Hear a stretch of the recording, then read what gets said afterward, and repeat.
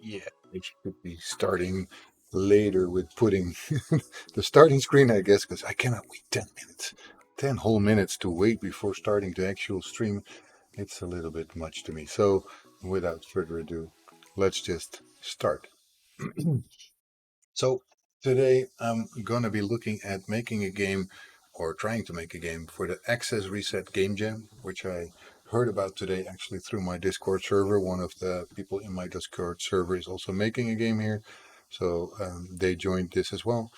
And I figured, hey, why not? Because it really ties in what I normally do. And I've been looking for maybe a change of pace so that I can um, actually use what I make here into my actual game that I normally make. For those of you who do not know, that's Gaia, which is a game that I will be working on for probably a very long time, which is big scope. So, yeah, I have a little bit of a tickle in my throat at the moment. Sorry about that. I will have a drink just to make sure that it gets a little better, hopefully. Um, but yeah, I have been working a little bit on that last week. Not too much, but I can show you what I was working on because I was kind of trying to get a god, one of the first gods that I will actually be having in the game, Poseidon. I was trying to make him. So as you can see, I have his trident, I have his torso, I have his upper body with his helmet and his blue hair, which is basically based on the sea. Um, and I'm still doubting if I'm going to give him legs or if I'm going to give him more like a tail, because obviously he can have both. I mean, he can walk the earth, but he can also be underneath the water and then he would swim. Anyway, so ramblings of somebody who's not going to work on that today, but I thought I'd let you see what I was working on the other day and to see if that's something that you guys like, because I'm definitely going to continue with this guy. I'm kind of liking the torso so far. I think it looks pretty okay, um, especially for someone who's not used to making characters as huge as this. So I hope this is going to be something that I can actually make something very nice of. But for now, let's continue working or looking at this game jam called the Access Reset Game Jam. Uh, as they say here, there are two main themes for this jam. First main theme is obviously accessibility, because they want to have this judged also by people who have several different disabilities. Sightless Combat, I've seen him stream every now and then. Little Motak, I do not know this person yet. Arevia, I think I've seen once or twice. Taria Porca Conturi, I think must be Finnish. That is too difficult for any other country. I don't know this person either. Redders, I don't know. And the Wobbly Gamer, I think must be somebody who has a bit of problem with his stability. I don't know. But they also ask to please state what kind of accessibility issue you're focusing on, so that the game can be categorized for judging, because the judges have different levels of visual impairments or other disabilities. So, what I was thinking to go for is a game that is both playable for the blind, but also for the colorblind, which is also what I'm going to be focusing on for my demo in Gaia. So, I figured that's a nice way to go a little deeper into getting this working, and learning and having fun in the process, because that's the only disadvantage of working alone on such a big game as I'm trying to make with Gaia. It kind of, after a while, you're going to get a little bit um, dry, because you're going to have to keep going with the same thing and you don't have much progress. It feels a bit hard.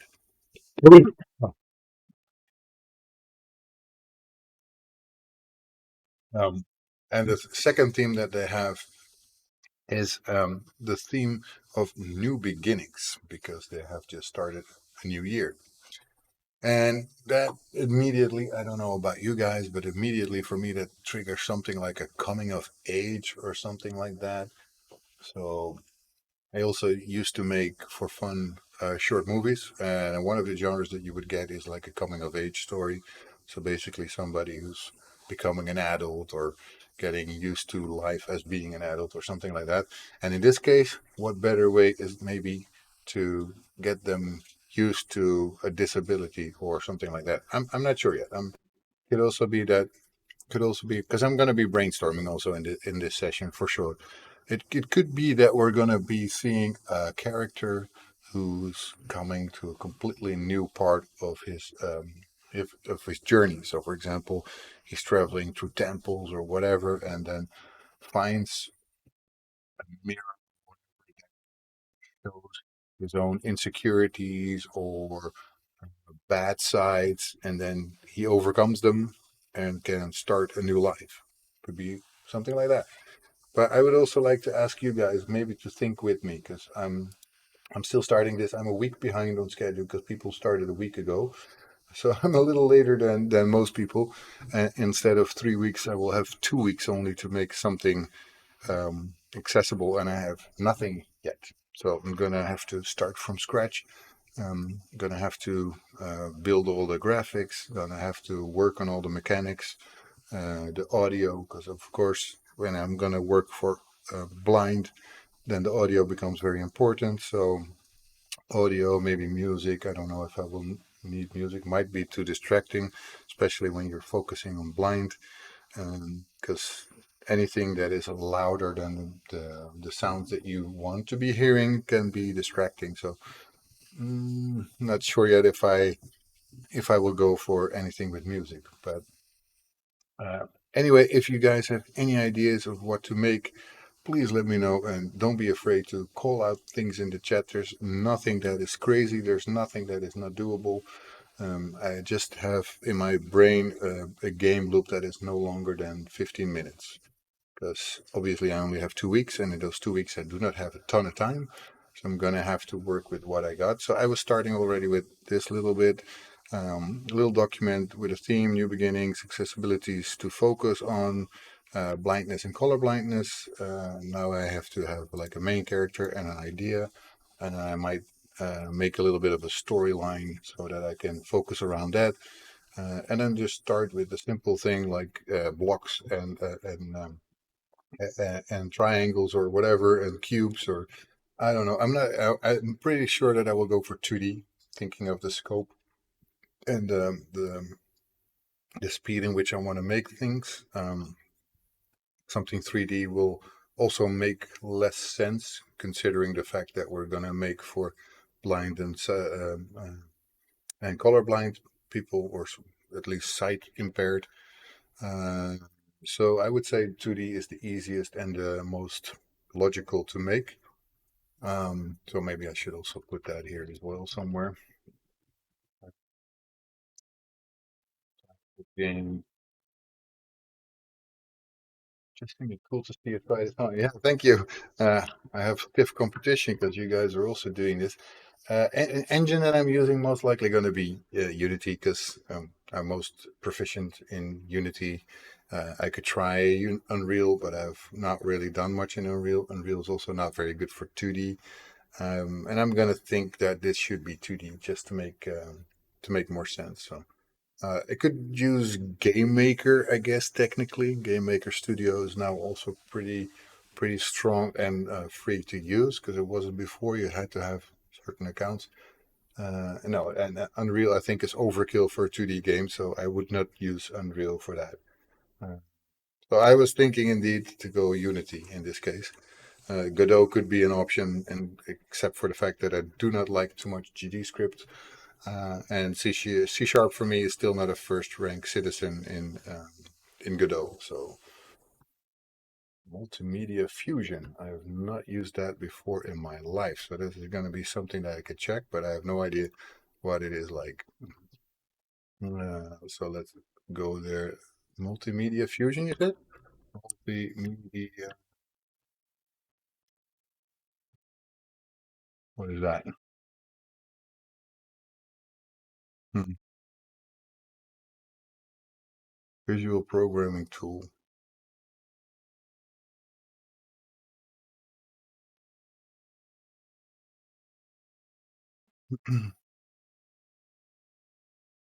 Multimedia fusion tool.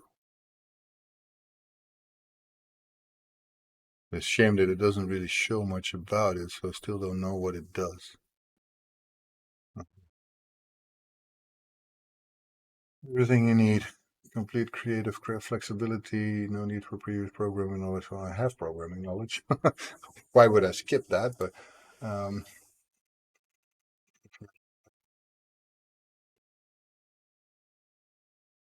we can encourage each other, and it's not a real competition, and there is a lot of time. Yeah, there's more time than usual. Usually, it's like a weekend, and for weekends make no sense. I never have time then. I got exams, so my time is limited anyways. If you're just making simple prototypes, it starts as click and play from Maxis. It's simpler than Game Maker. Okay. Game Maker is also pretty simple though, by the way.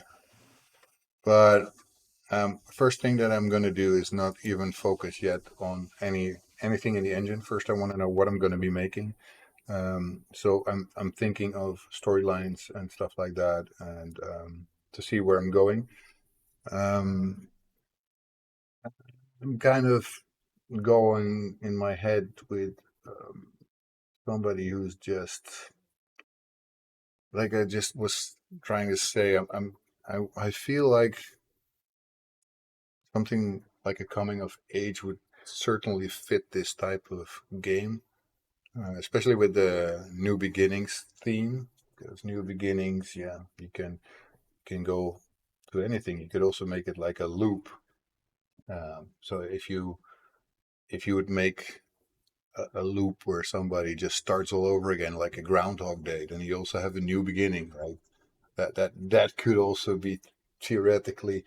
And my disability that I will focusing on, I got it here in my screen, blindness and color blindness, which is also going to be the main thing that I'm focusing on for my demo of Gaia the game, uh, because if I can get my game playable by blind and colorblind people as well as people who do not have this disability, then I think I'm going to have a really nice starting point to do the rest. Because deaf is the easiest one.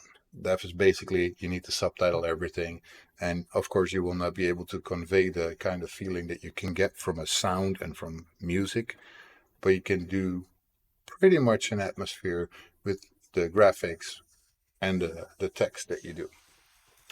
Uh, and yeah, you could go for a puzzle game,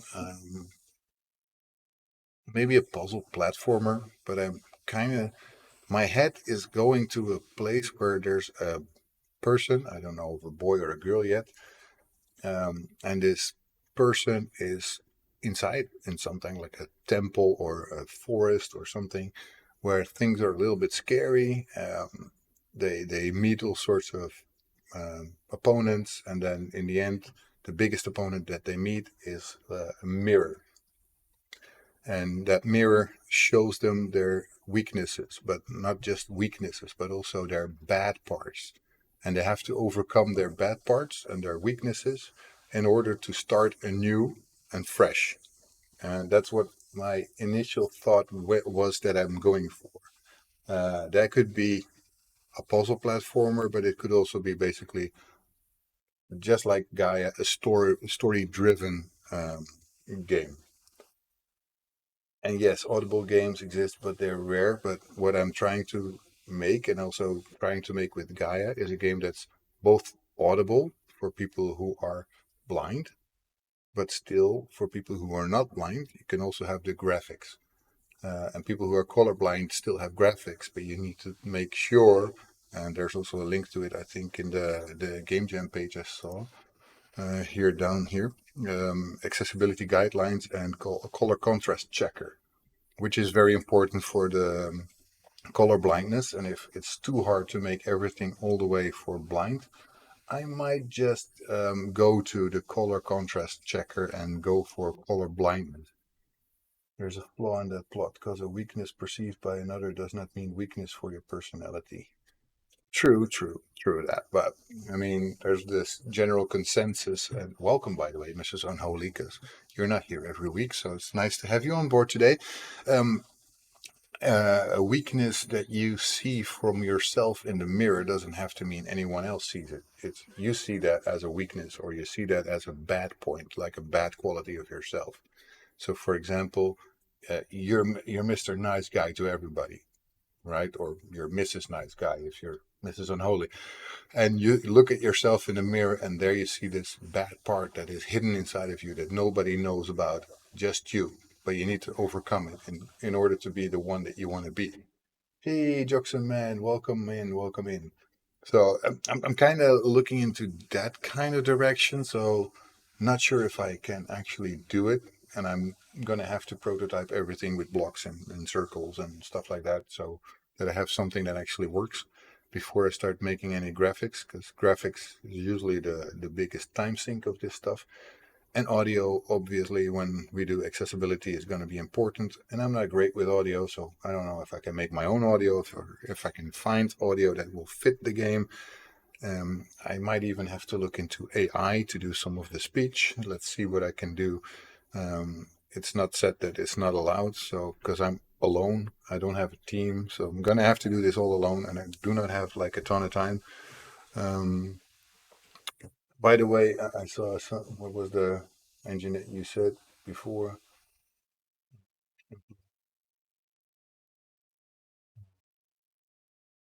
Multimedia Fusion. I don't think it's here, so it's not something that's supported. You sell cars on the weekend, used cars. A car seller is always deemed as a person who's not trustworthy, right?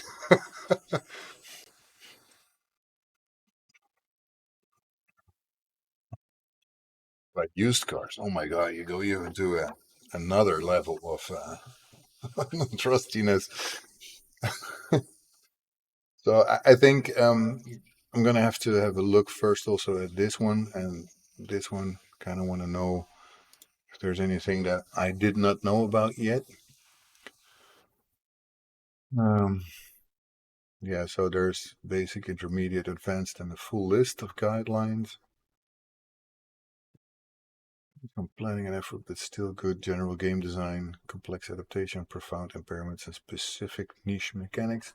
I think this list will be nice, but a bit too far for a game jam game. Okay, this could work for motor skills, like support more than one input device. But yeah, that is not necessarily something I want to focus on. Cloud memory processing information. I am also not looking too much into this. Vision. If the game uses fields of view, allow a means for it to be adjusted. Yeah, okay, so this is options. We can do something with that for sure. Avoid or provide option to disable any difference between controller movement and camera movement, such as weapon walk, bobbing or mouse smoothing. Sorry. Okay, use surround sound.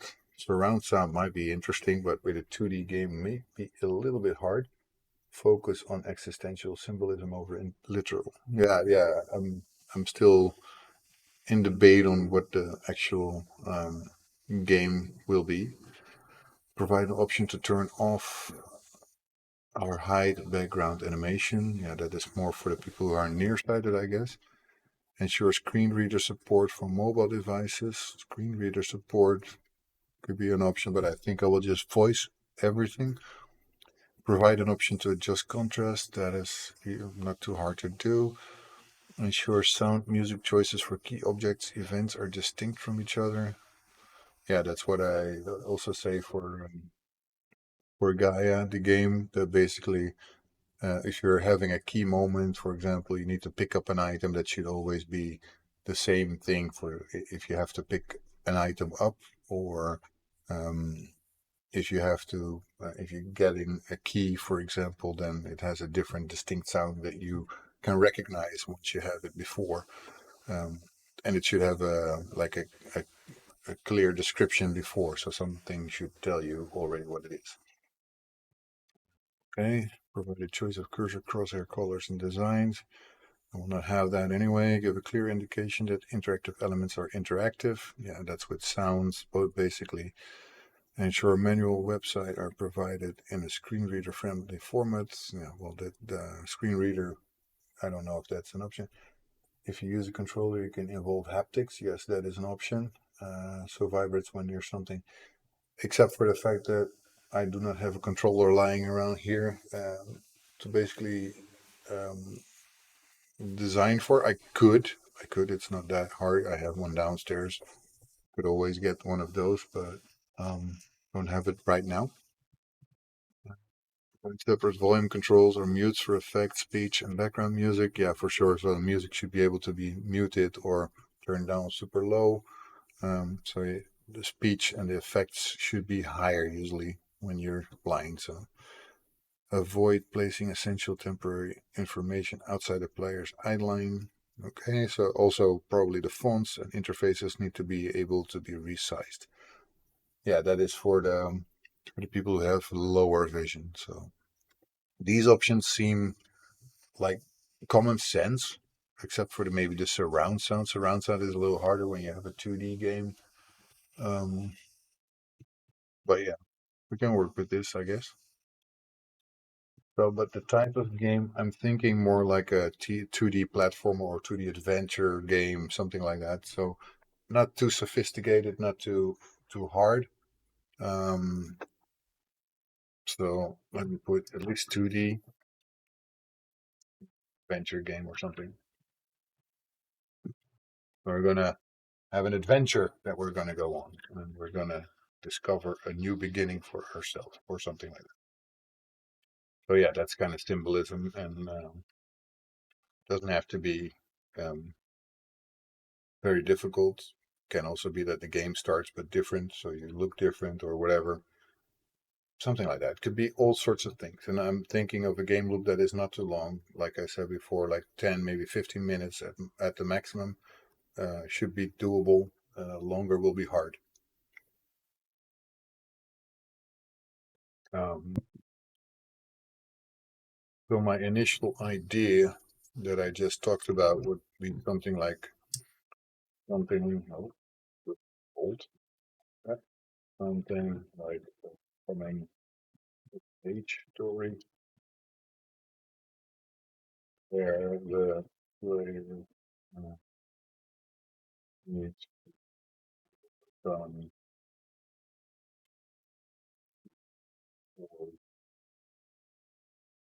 inner demons.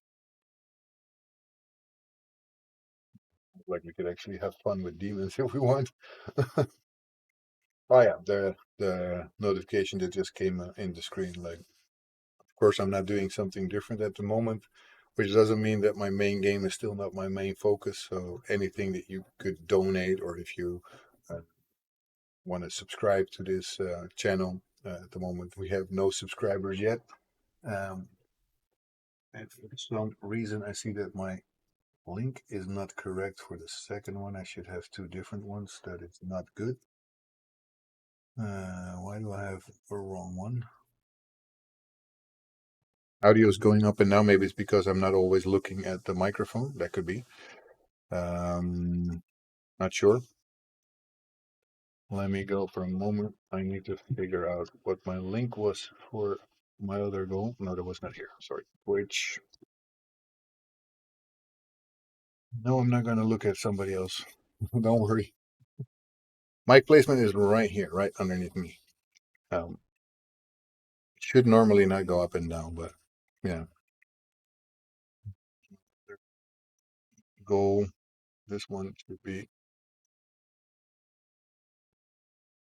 for whatever reason, this is the wrong one. That is the correct one, right?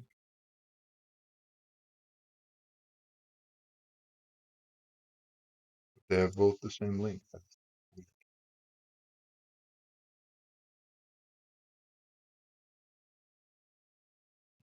Yeah, that could be. I'm sorry about that. I'm trying to do great with my sound, but obviously sometimes I'm not perfect. But I see that my link is not correct here. So for whatever reason here, we're getting two times the same goal. The other one is wrong. This goal should be the one for subscriber goals, but for whatever reason, I only see the follower goal and not the other one. I just remove it. I don't care. Then we don't see that. This also is a very interesting thing. I've looked at this before. There's basically for color contrast. There's also another one that I've seen here before. There's you can check your images against 12 different forms of color blindness to see if the contrast in your image still works and is um, still good enough for people to understand what you're looking at.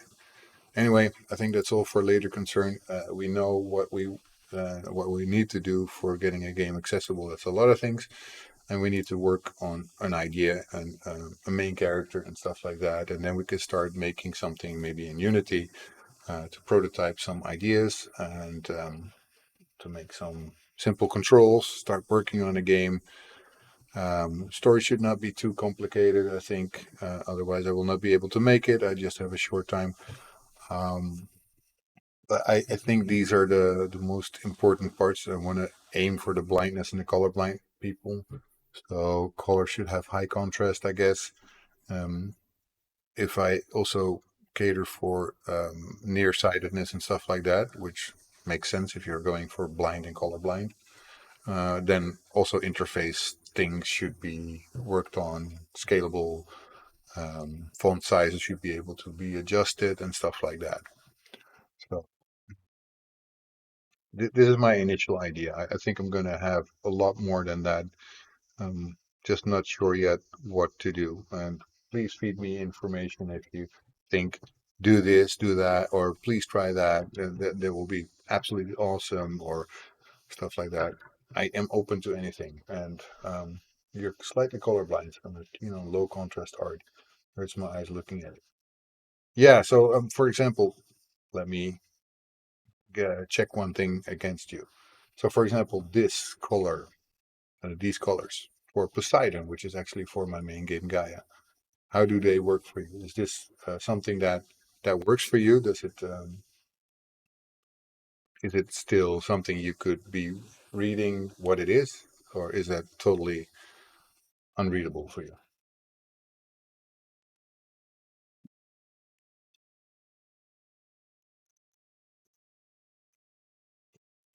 Still work in progress, by the way. But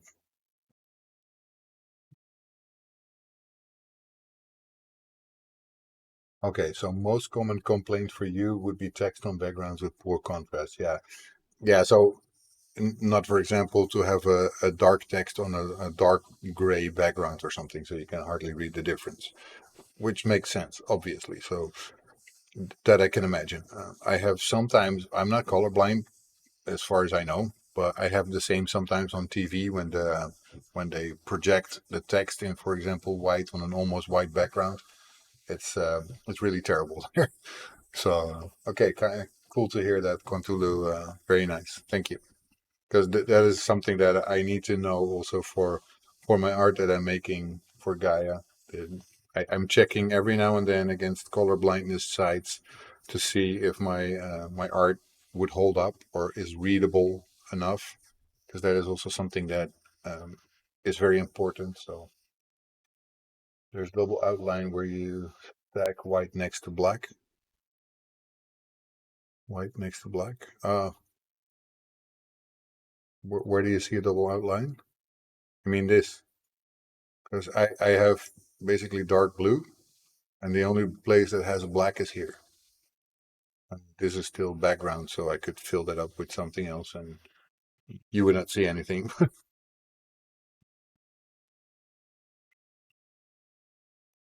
That's nice visibility. Okay. Well, these kind of things I will check more and more in the later process of Gaia to see if the art holds up. Anyway, for this game, I'm not even sure in the game jam if I'm going to use pixel art or not. But this for you must be hell, right? Let me at least zoom in a little bit so you have a little bit easier time reading stuff. Because that also helps usually. Um, what are we going to do for a main character? We should have something that is style. Okay. Okay. Okay. Good to know. Um, our main character, what kind of person are we going to do? Are we going to have a man? Are we going to have a woman? Are we going to have something completely different? That could be funny. What if, for example, you're actually not a human being, but you think you are. And that mirror that I thought talked about before shows that you actually are not a human at all. After all, you always thought wrong about yourself. And which white between black lines. Okay, cool. Yeah. So what do you mean? Basically, is white not next to something else that is also light color. So um, these white and grayish, do they still have enough contrast for you?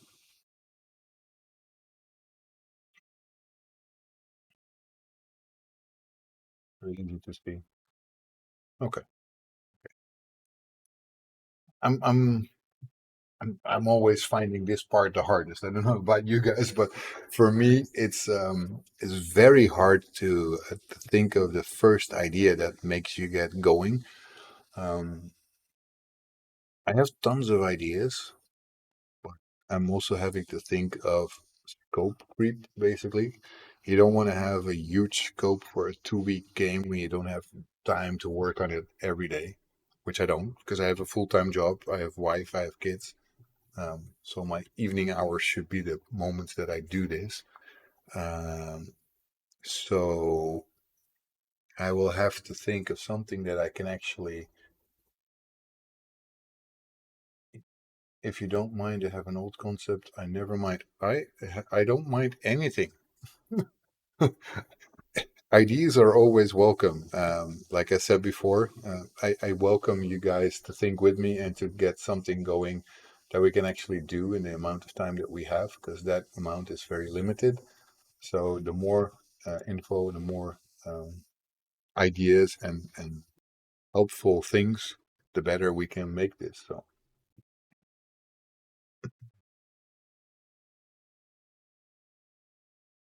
I'm very open to everything. Also, I had once an idea of playing as a dragon that can transform to a human, but I think that will be a bit too much for doing this, especially since my graphical skills are they're there, but it takes time. Switching from phone to PC. Okie dokie.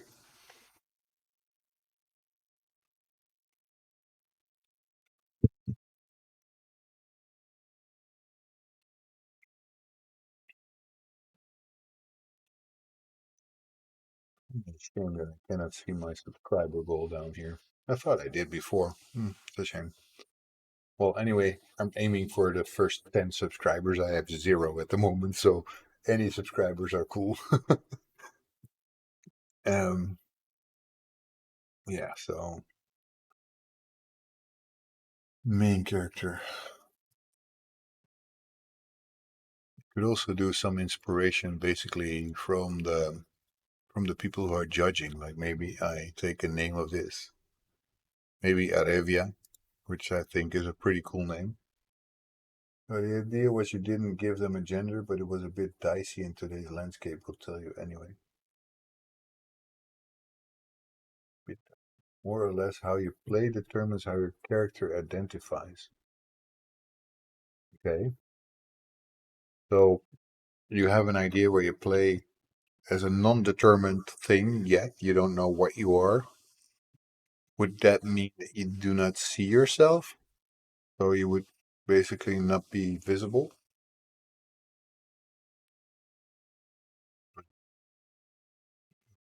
Could work actually, because you don't see what you are, but unless you get to that mirror in the end, something like that, you have no concept of gender, maybe. Could be.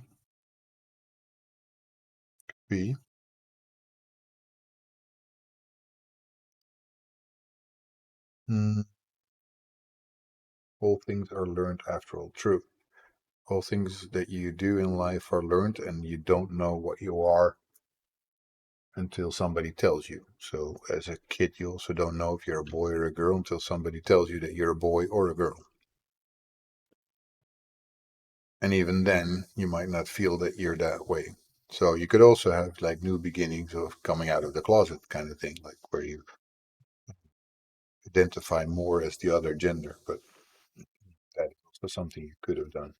So, maybe this is something you've forgotten or never learned.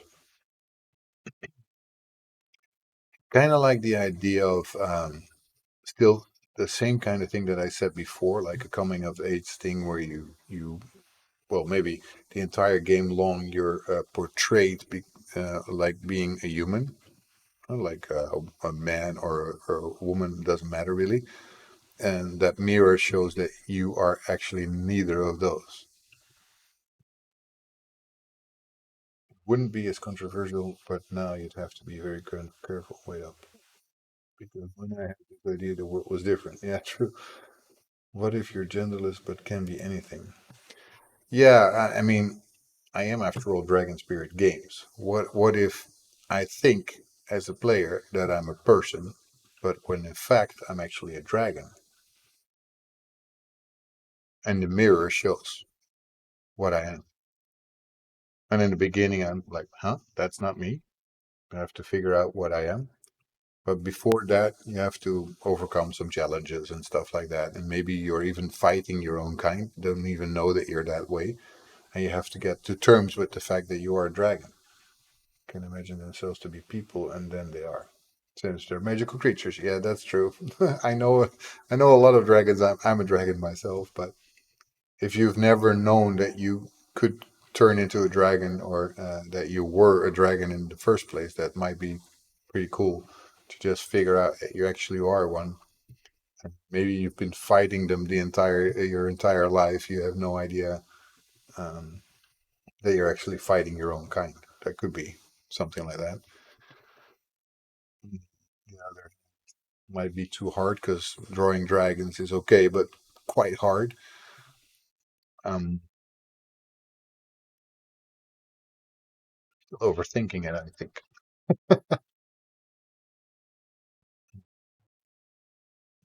All four games being accessible for everyone. What a better way to do it than with developers creating accessible games in a short space of time to show the big guys that accessibility should be a focus and not an afterthought. Yeah, that's true. It really should be.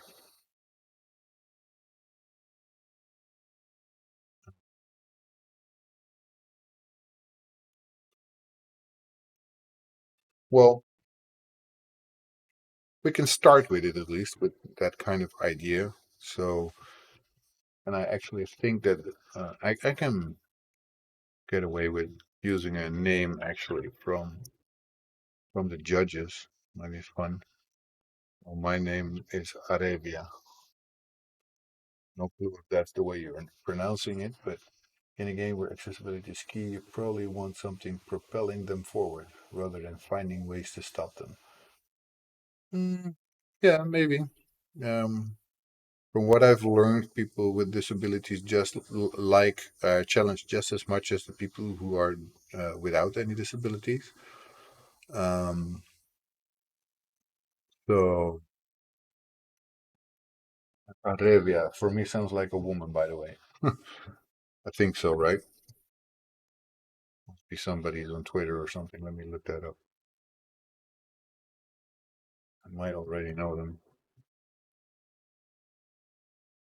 Gaming is with a woman. Okay.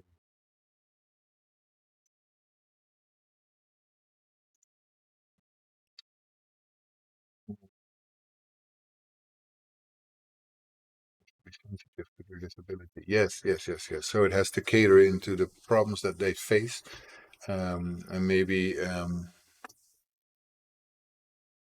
maybe even do something with that. Maybe as a um, yeah, something maybe even with visibility problems as one of the two, right? As the person or as the dragon. Then on the other hand, the mirror makes no sense if you cannot see. So um, I'm gonna just have to start at a certain moment because otherwise I'm gonna just keep thinking what I could make and I will not make anything. Um, uh,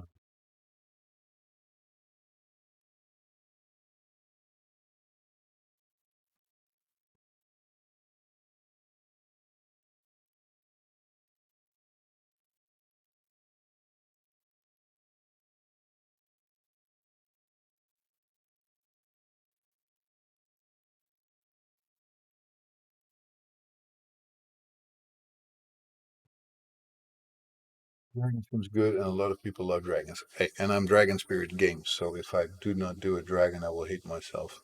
Character setting over a arcing plot. Yep.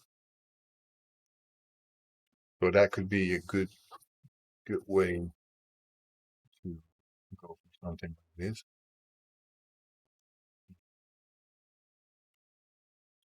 So already kind of see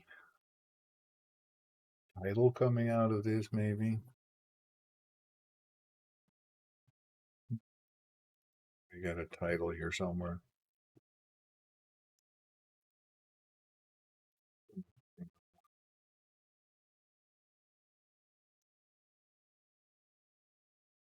You as a player should not be knowing that either yet that you're a dragon, so uh, something could be a good title. Well, it doesn't really matter yet, but I kind of want to have it before I start my Unity project because Unity project kind of it kind of blows if you don't have a title. I don't want to have those untitled projects. Let's call it I don't, Echoes of Dawn or something like that.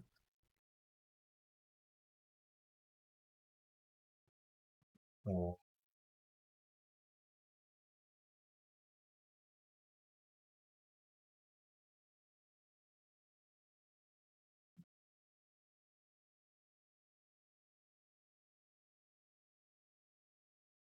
Echoes of Fire.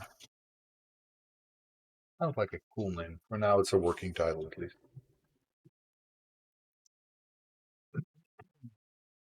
Echoes of Fire. It kind of hints at the fact that you're a dragon, but it doesn't have to mean anything like that. Could have fire come back in the game, maybe. Every now and then you see something with fire, like a hint, a reference of that. Something in the voiceover that could say something about that as well. Mm, yeah, but it would have setting. Where would it? What would be a nice setting for this? I mean, I use Greek mythology for my other game, of course, but I like mythology and stuff like that. Um, what if I go to Mexico or South America? Because my wife is Peruvian, so could do something with the Incas or something like that. But there's no talk of dragons in Inca, so I might want to be going more to Scotland or Ireland. There's talk of dragons in those kind of mythologies.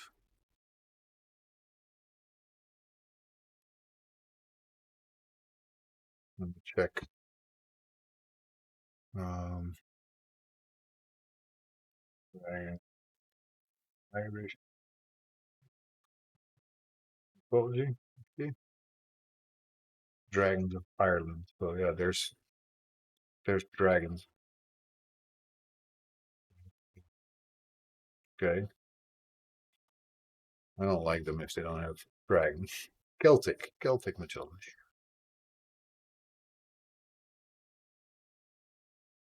Celtic dragons.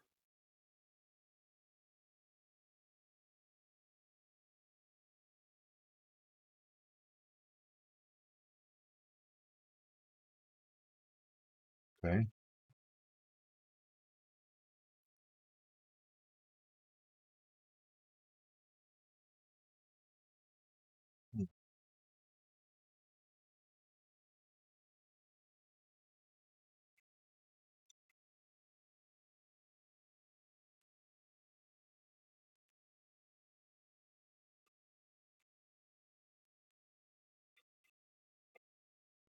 Well, I could go Celtic.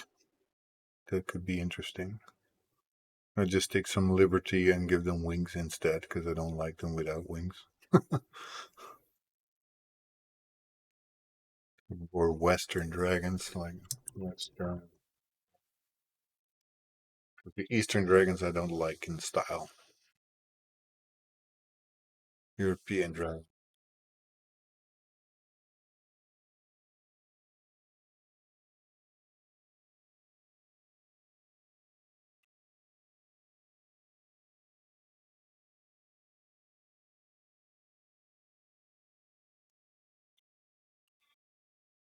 Hmm. Oh, sorry, I missed something. If it's a platformer, as you come to understand concepts, the world around you might change, but you can also maybe cycle back through your levels or depths of understanding. This way you can navigate based on your understanding.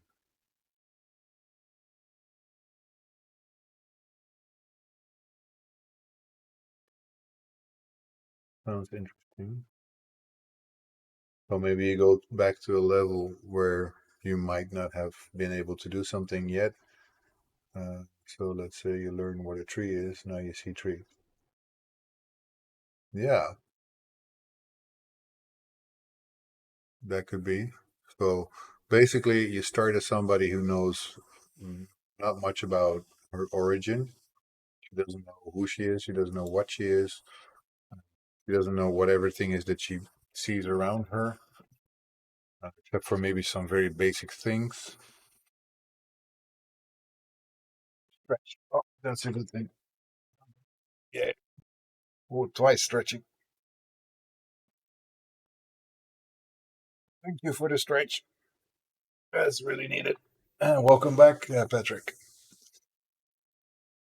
Some stretching, twice even.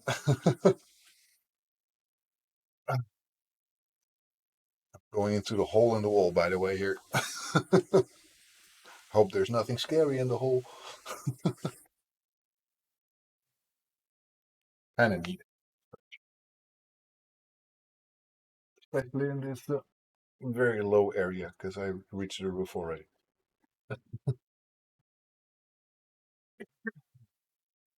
What are you saying, Control? Think like weapon selector, but instead depth. Like weapon selector, but instead depth. If you use grouping, this shouldn't be too hard to organize. Yeah, yeah, that's definitely true. But then we'd have to have like a mechanism where, first of all, you don't even understand what you're looking at, so it could be undefined. It looks like a meaningless blob that even we cannot understand what we're looking at. And when you learn about what a tree is, then you can see that it's a tree,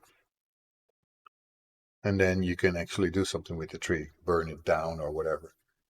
Uh, that could also be that we start as a dragon from the beginning, but we have no clue what is everything that we see around us. So then it's also a new beginning. You start as a dragon, you're new to this world, you have no idea what you're doing, you don't know what things are, you don't know what you can fight, you don't know what you cannot fight. Yeah, it can be explained to me or transmitted to you. Maybe we find stuff that tells us what we just learned and we go back to it. Um, that could actually be a good thing. So then the game loop is still the same. Still, we have a lot of things that uh, we just don't know, but we don't have that thing that we have to face our inner demons or stuff like that. So that could actually be fun. So you could go there and have this moment where you don't know what you're facing. Um, it's unrecognizable, should be, I guess, unrecognizable to the person who's watching this. So, for example, the one that do not have visual disabilities. And it should be explained also in voice for the people who do have visual disabilities. So you basically walk into something and you don't know yet what is this. So for you, it looks like a blob, something you don't know what it looks like. Back to wow, wow, that's loud. Welcome, welcome, welcome, Raiders also. Thank you for the follow, Jamonja. We should definitely turn some audio down, I think, because this is absolutely too loud. I'm scared. Damn. I'm gonna have to adjust my settings a little bit because that is something. Oh my goodness, my ears. Um, that's stuck. Come on. Can I do the sound settings? Okay, let me do it quickly here. Yes, it's nice, but it's a hard thing to have all those things come in so damn loud. It's not something anyone can do anything about, but let me turn that sound a little down so I don't get so scared. I don't know how loud it was for you guys. Thanks for the raid with 4 people. How is the game jam going? We're basically brainstorming right now, and we have just come up with an idea that might be actually good. This is going to change, so it's still going to be like a coming of age story, but more like where the player needs to learn what things are in the world.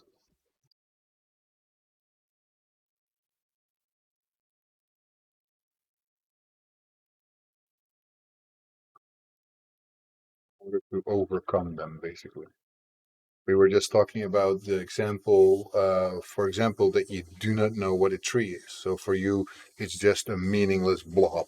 And you cannot pass that thing because you don't know what to do with it. But you're a dragon, so you could burn it down. So if you learn what is a tree, then you know that it's made of wood. And made of wood can mean that you can burn it down. So you can progress through the level, which you cannot do unless you know what you're up against. And basically, the idea of learning like a child does by being told or referenced what things are, and you don't know what something is, then you cannot handle it yet.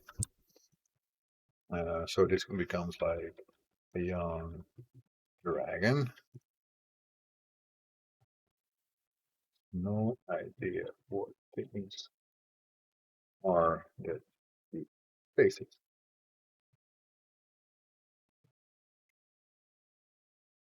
So we're gonna make it pretty simple. Well, pretty simple. Still gonna be complicated as hell, most likely.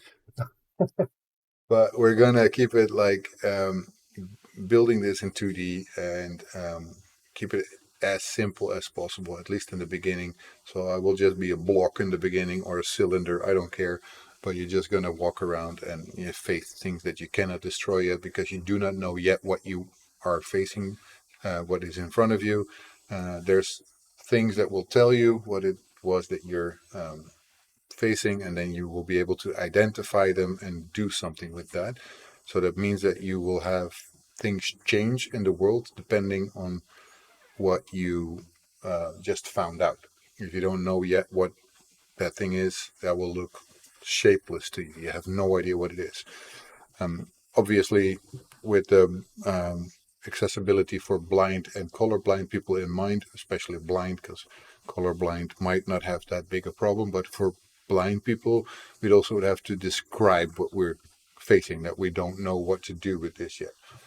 And by the way, small funny thing about this, that Arevia, that's actually the name of one of the judges that we have for this game jam. So found that pretty funny. Let's just do that and have fun with that. So I think we have kind of something that we can start prototyping. Maybe can start playing around with this a little bit, writing some code for that. Maybe if we are getting there. But first, at least try to make some things that we can use to test some mechanics. And then the worst part will be for me. I'm never good at that. Level designing. I have to design a level where you have these kind of things, where you learn about these kind of things. But all this will come back and help me make Gaia my game that I usually make on my stream. So the setting I thought for now to be more like a Celtic kind of setting. Um, so Celtic mythology, because dragons are part of Celtic mythology. kind of like dragons. I'm not for no reason Dragon Spirit games. So I figured that could be a very cool setting to go for. I'd have to research a little bit for the graphics for sure, because I know Celtic knots and stuff like that. You can play around with those a little, but I think that they would be a very nice setting to play a game in. I don't see a lot of games that are set in Celtic mythology, so it could be very nice. Oh, and by the way, I guess click and seek type of game. Yeah, that could also be more like click and seek, or like, well, I'm trying to avoid basically using too many different input types. So clicking might be something I will do, but I'm not sure yet if I will. That might work a bit better and won't require platform and collision detection. Yeah, but that's something I'm a little bit more familiar with to do platform collision detection. So I don't know if that's going to be so bad if it does. By the way, Stack the Pile, you didn't see that yet, but I was showing a little bit in between of my actual game that I'm building. Working on Poseidon, the pixel art for that, my first god that I'm working on. So he's going to have to be impressive. And as you can tell, I built his torso, but I was not yet sure if I'm going to give him legs or a tail, or maybe both. Because maybe he should be able to shift between legs or a tail. Have I been able to work with Dialog at all? Not yet. I'm going to be very honest. He gave me a list of prices that he would work for, which I understand everybody needs to earn a lot of money, but I'm going to have to compare that to some options that I might have to work maybe with students to get a little bit more of a cheaper price, because I only have made so far $254 on the sponsored stream, which is a little hard to actually hire someone with that little money. It's just basically not enough to go. Yeah, he can make me maybe one building or one character, and then it stops again. And in that case, um, well, it's nobody's fault. I understand. I mean, they need to make money as well. People who make pixel art, people who make any kind of art, people who make voice acting. Of course, they need money, but I also need money to make this game. So I'm in a bit of a squeeze there. I do not know yet what I can do. Um, so yeah, it's not that I cannot make use of his services. I just don't know yet if I can afford it. So yeah, it is a tough bind to be in, and I totally understand his reason for asking those kind of prices. He has to, you have to support your own living, and I know that he doesn't mean bad or anything, and I don't think he would rip me off either. The people just need to ask those prices. That's what it costs, and it's normal. But maybe I should make first more of those sponsored streams, try to get more money in by asking people to play free to play games to certain levels. And if I can get more people to do that for the next one, then maybe I can get more cash in. And with that, I can actually make him design me the first level, for example. And for that, use it and put it into the game. That that might be something that I need to go for. And I totally am really willing to put in the money to hire artists to speed up the development, but it has to be in balance. Right now, I'm not making any money for this yet because, well, I can tell 1 million times for people to subscribe if they can afford it, but I don't want to push people to spend money on a low person like me. They don't even know me. Why would you spend money on me? It's really hard to ask people to do that.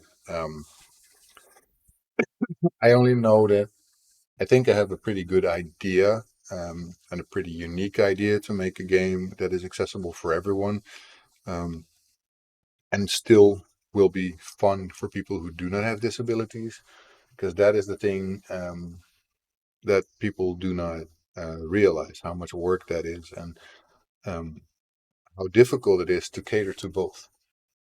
Anyway, yeah, you said it's the trick is to catch them before they get self confident. True, but also, I mean, I guess I could also go for a way if people would ever go for it when they're not self-confident yet. Like I can pay you now like this amount. If it takes off, or if for whatever reason I get more donations, I can increase the payments, but not until then because I just don't have it. I mean, cannot take it away from my family.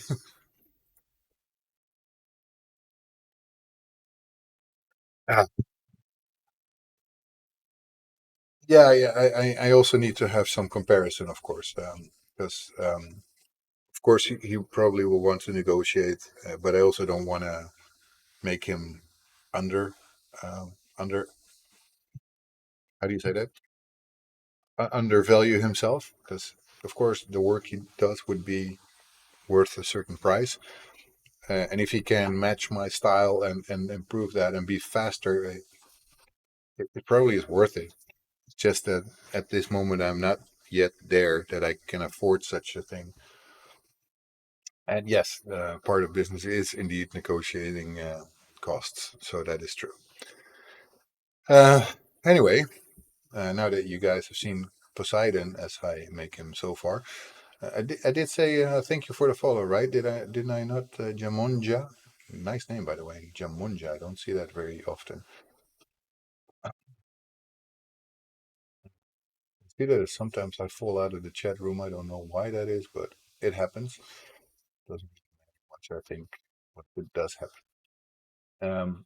Anyway, I guess now that we've seen Poseidon as he is so far, and really, still, I'm not sure if I should give him legs or a fishtail because could be both underwater or above water. I think in the level that he will face Gaia, he will probably be above water, so he needs legs there.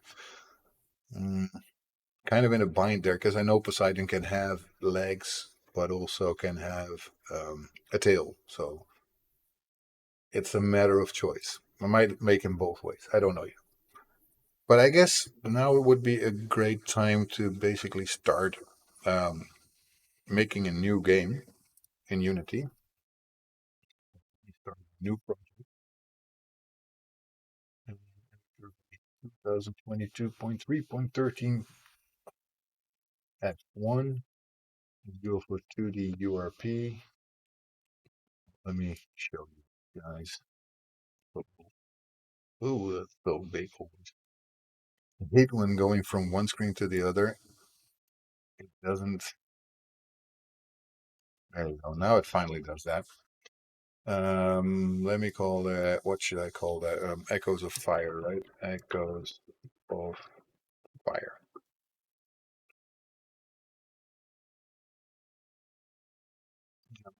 Spanish joke, but in English sounds so great. So Jamonja is a Spanish joke.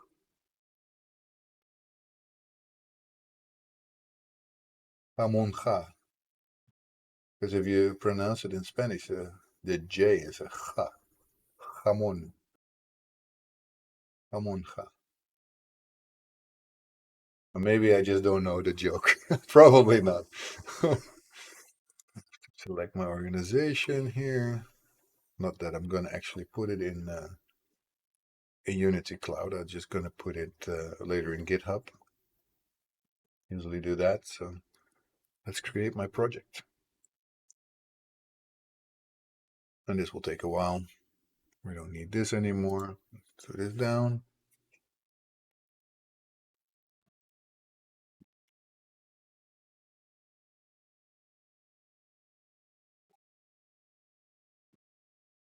I'm kind of curious about the joke. Can you elaborate a little bit on which joke that is?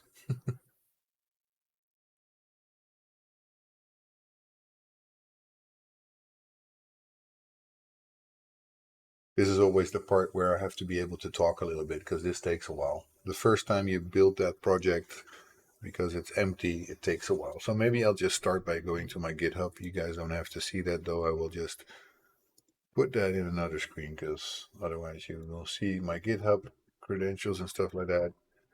Not needed. That I'm not always signed in automatically.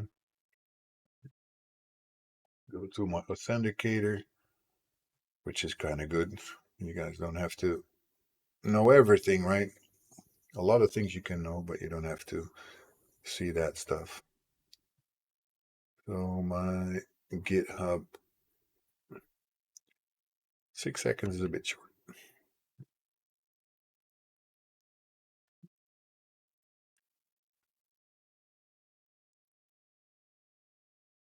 There we go.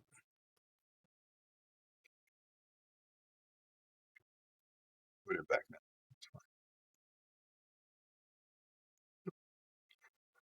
Create a new one. Let's call it Echoes Fire. You don't want a description.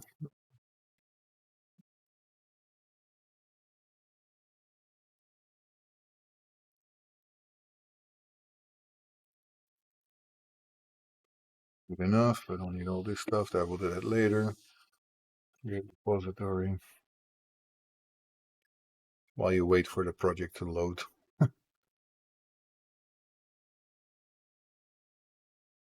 Yep, let's do that.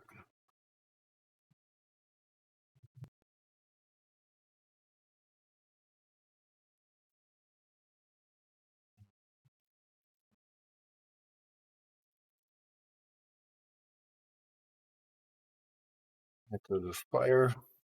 No.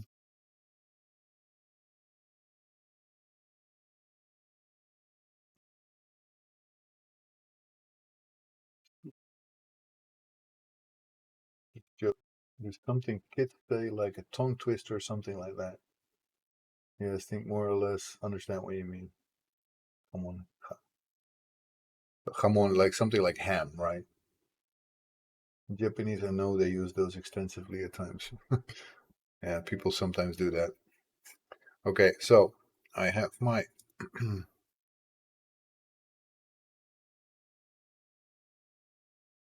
I have my project set there. So all I have to do now is not that one, that one.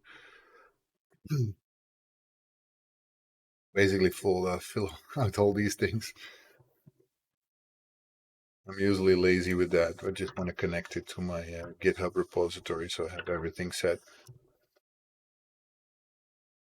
Git init. Oh,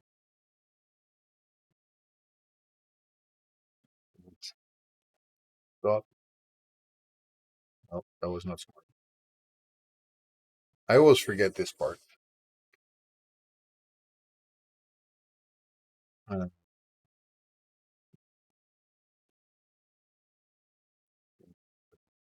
when it's done, too much, too much. That's what you get. You get too much of this shit in there. I always have to put my git ignore there. I'm on a 10 years. No, it's kind of very similar. These I can barely scroll that slow.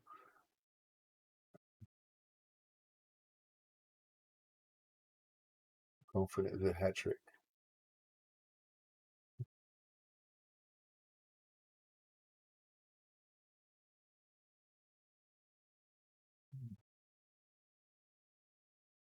Yeah, they can get confusing. There's a sort of root version of this in French where they make songs that are gibberish but sound like English words. Hmm. No, wait up. Wait up, wait up, wait up, wait up.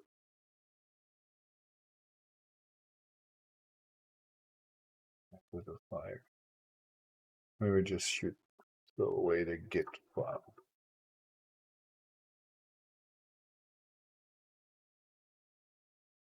We don't want everything to be in there. The README stays, the rest goes. So now I will put in my git ignore. And I know that's not in your view. You don't have to see all my directory structure, which is still not that important, but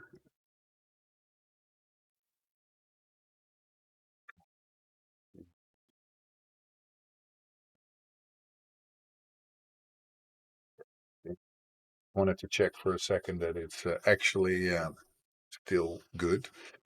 Um, and now if you look in my directory here, you see that there's a git ignore file, which should be there. So now my git add would actually work. Git init.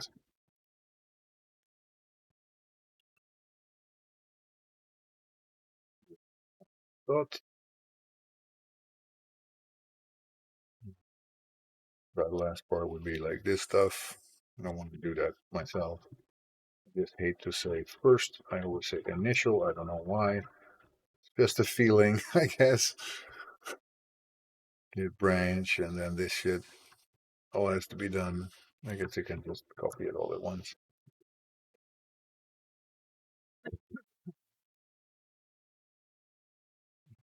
Okay.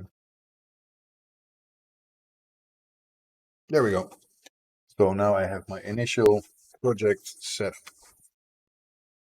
and it's also in GitHub. So here we are with the daunting new project, which I always think is hard. The first parts that you see, you just have nothing yet.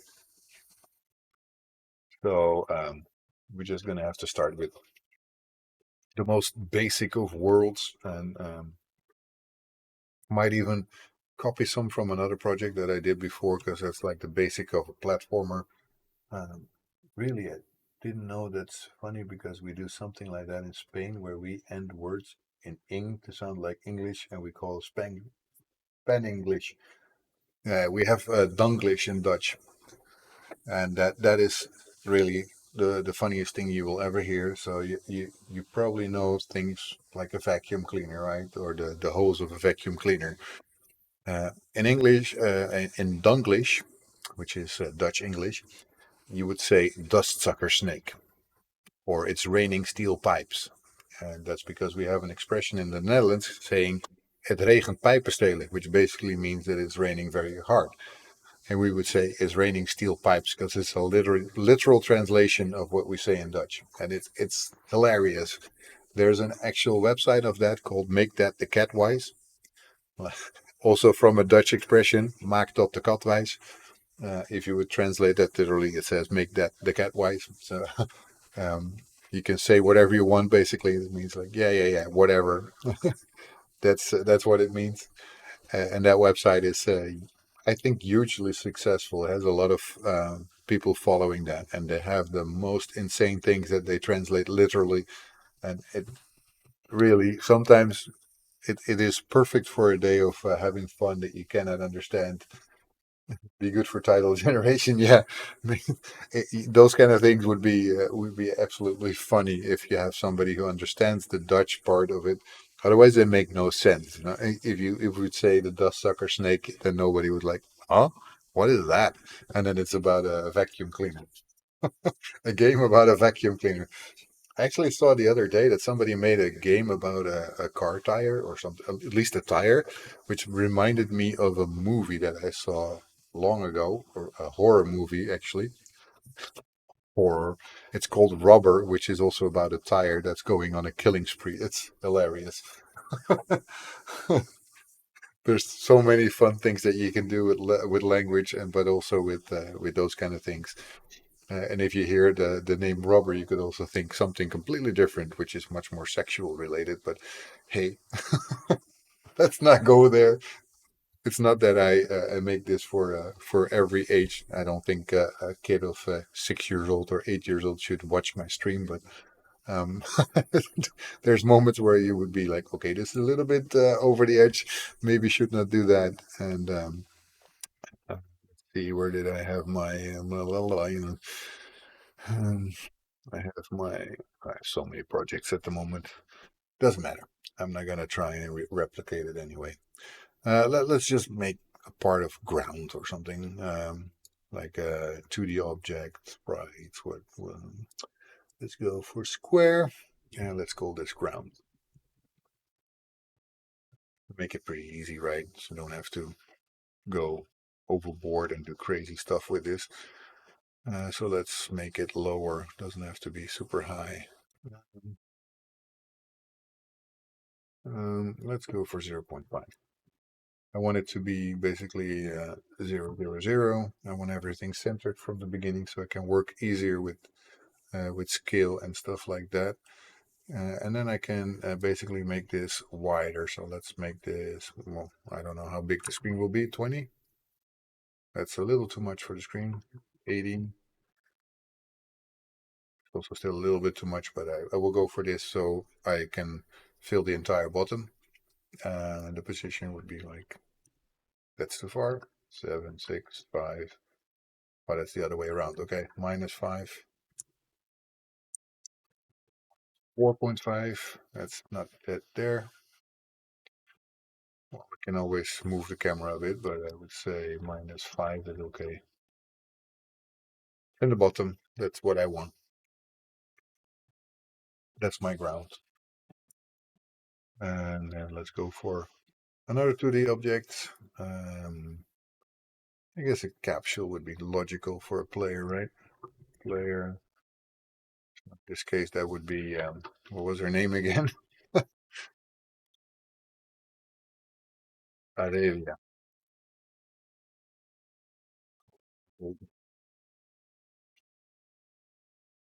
And, and scale should be a lot less, I think. 7.5 or something. Maybe even 0.5. 0.5.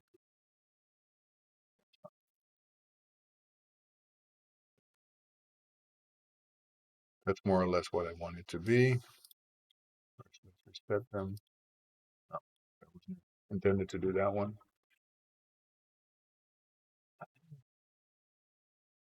Okay. Get them on. This one is 5, so previous should go to -4 at least. 4, 5, then she's in the ground. 1, 2, 3, on the ground. 2, 5. That looks good enough. Let's put on her a capsule collider 2D. Let's put a rigid body 2D. Gonna need that all later for it to work. Uh,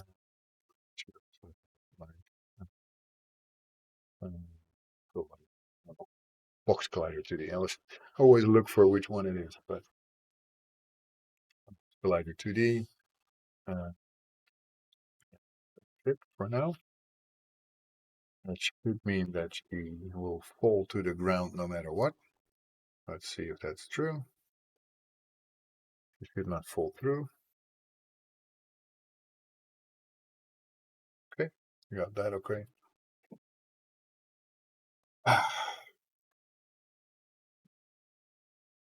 And then, okay, ground should also have a layer that we don't have there yet, or maybe a tag for this. Tag ground. Also, this is still the most not intuitive part of Unity that I find. You add one of the things, and you should expect them to be immediately added to it. Hey, Devro, hello, welcome, and thank you for joining us today. We have just figured out what we want our jam game to be called. Echoes of Fire is what I'm going for right now. It's a little working title. I'm not 100% sure if I will keep it like that. Basically, what we've thought of is a game about Arevia, a young dragon who has no idea what things are that she faces. In her quest, she will figure this out. So, because we have the theme of new beginnings, Arevia is a dragon who has no idea in what is everything. So, for example, when she comes across a tree, she doesn't know that that is a tree, because if she would know that it's a tree, she would know that she can burn it down. And since she doesn't know that, she will have to figure everything out by getting hints in the world of what she can do with certain objects and if she can face them or if she has to avoid them or things like that. So the setting that I've thought of is that we're going to go to the Celtic mythology and we're going to make basically a 2D adventure game and we're going to focus on blindness and color blindness. Hopefully the dragon doesn't burn down all the trees. No, We're going to have to make sure that they don't. We also want to have a bit of environmental friendly part. And who knows, it might not even be a tree that they burned down. I don't know that yet. Don't want to be going against what I'm going to do in Gaia, the game, because basically Gaia is about cleaning up the world and would be a bit weird if I'm now going for a game where I'm going to destroy the world. Eh. I'm going to basically uh, destroy my own other game. That's a bit weird. I don't want to do that. So I'm now just at this moment just going for making prototyping and making sure that we have something. Well, that might be getting into the horror realm if you're like, oh, that was a person. Oops. Yeah, that would be also funny that you could also go if you have that kind of thing that you don't know what something is and you burn it down just because you don't know and it is actually somebody friendly that you get negative points or it affects your character or something. I don't know. Could be. We could look into that if that's a possibility or if that's something that might be fun to do. But for now, I'm thinking that it will not be something that I want to do. But who knows? Who knows, right? You can also experiment a little bit. And I'm going to be quite honest with you because it also said, hey, can you reuse some of your code and stuff like that? I'm not going to reinvent the wheel for everything here because that might take me way too long and I don't have that much time. So I'm gonna look into making my player controller the same kind of way that I did it for Gaia. So setting it up with scriptable objects, and I can make it a player controller or an input controller, or basically a controller for somebody who is just AI. So I will probably reuse some of that code and just add it to the game.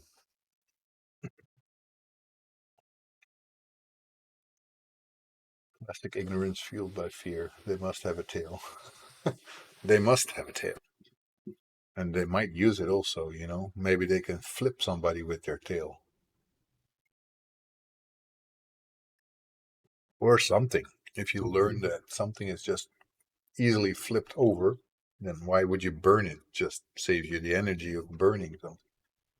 Well, I need to leave now. My dogs need to go for a walk. See you guys. Thank you so much again for the raid stack to pile. It was wonderful to have you here and wonderful to see you earlier this day. Um, so nice, and I hope to see you again soon. And maybe also when I'm working on Gaia again. For now, I will have to work a little bit on this to see if I can actually make something work. Might leave or lurk abruptly. Okay, that's fine, Quantulu. It's fine. If you need to go, you need to go. Let me bounce an idea off your head. Bounce away. Bounce away by all means. Any idea is welcome.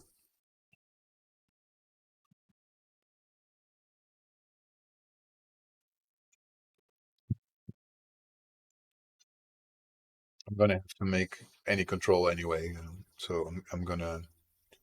How do you feel about logic presented as playing cards where face up is true and face down is false? Hmm.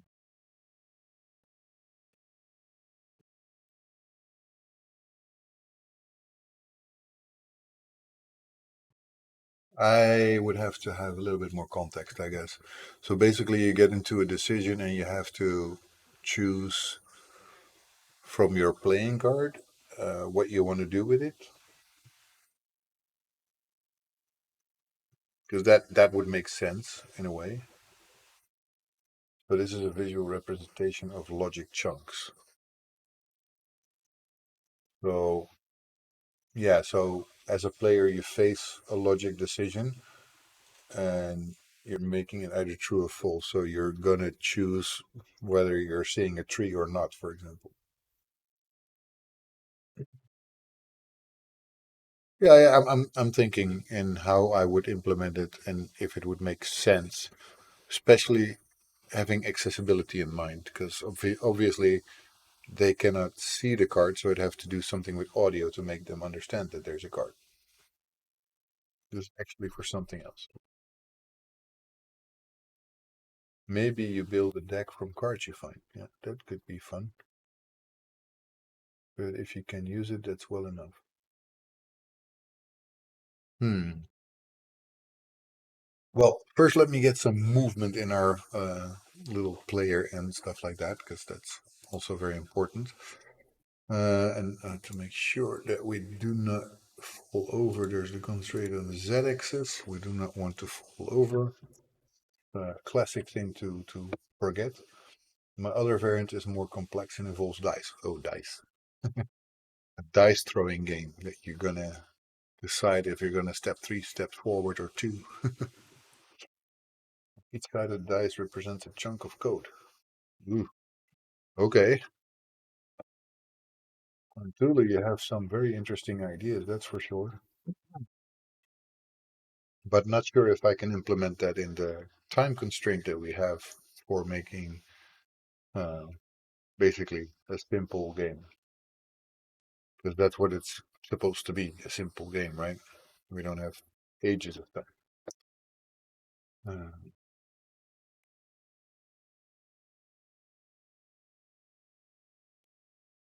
so let me see a little bit for what I make. Player controller.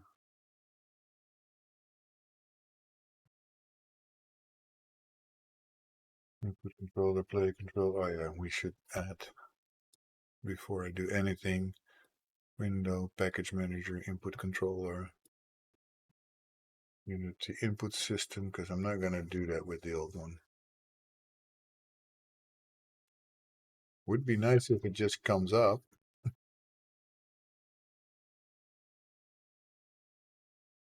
Input. Input. What? No, okay, in project.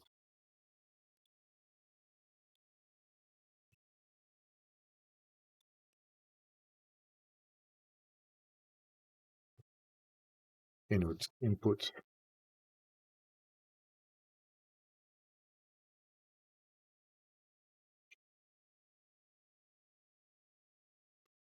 Just something like Pokemon cards, but instead they're chunks of code.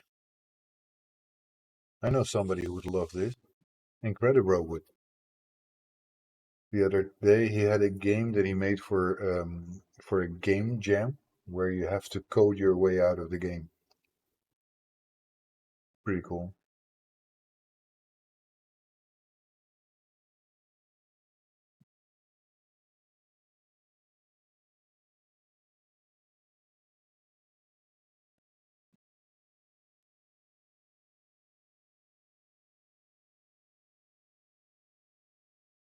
Yeah, so everything you see here, the code behind here, it's from Gaia, and I'm not going to reinvent the wheel here.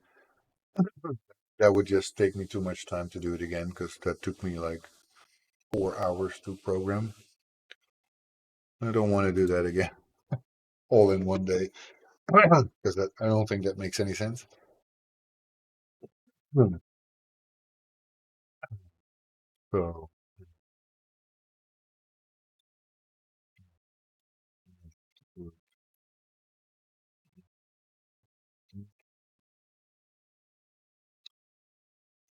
I always forget that one also. Disk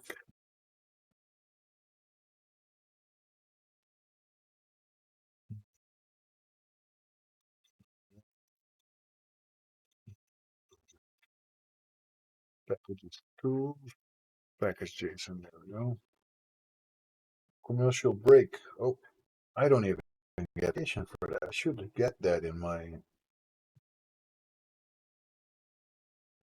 considered world creation as a mechanic, as there is in there creating the world around them.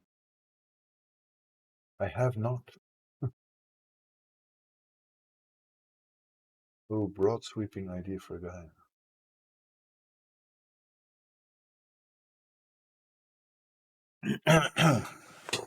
Funny that I never see that you guys are getting commercials.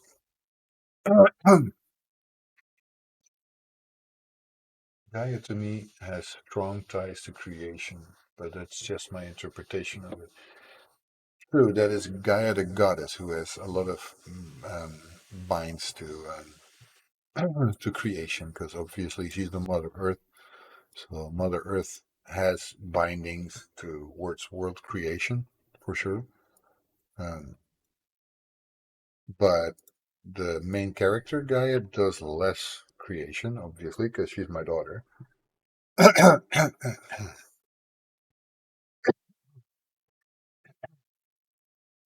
So yes, world creation would be a thing, but only for the goddess. And I'm not sure yet if I would do that in my game. I could possibly, uh, but I'm not sure if I will. With the project settings, where is this? I always forget where that thing is.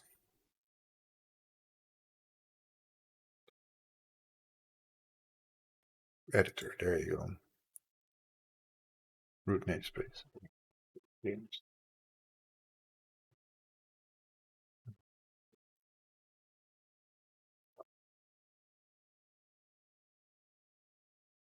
So easy to forget those things.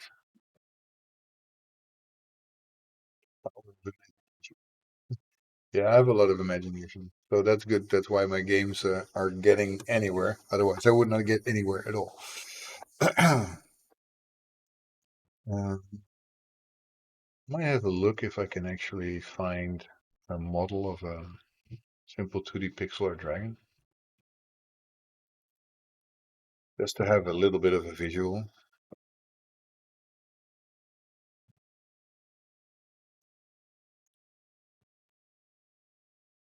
Email dragon. That could be funny. Baby dragon.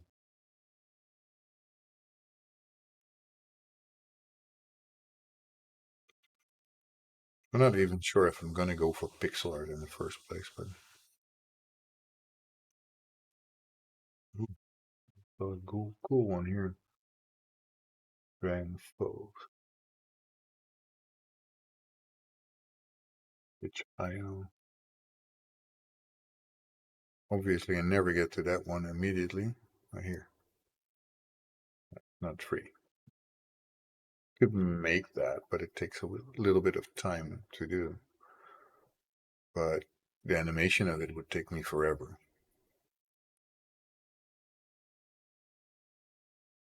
2D dragon sprite animated.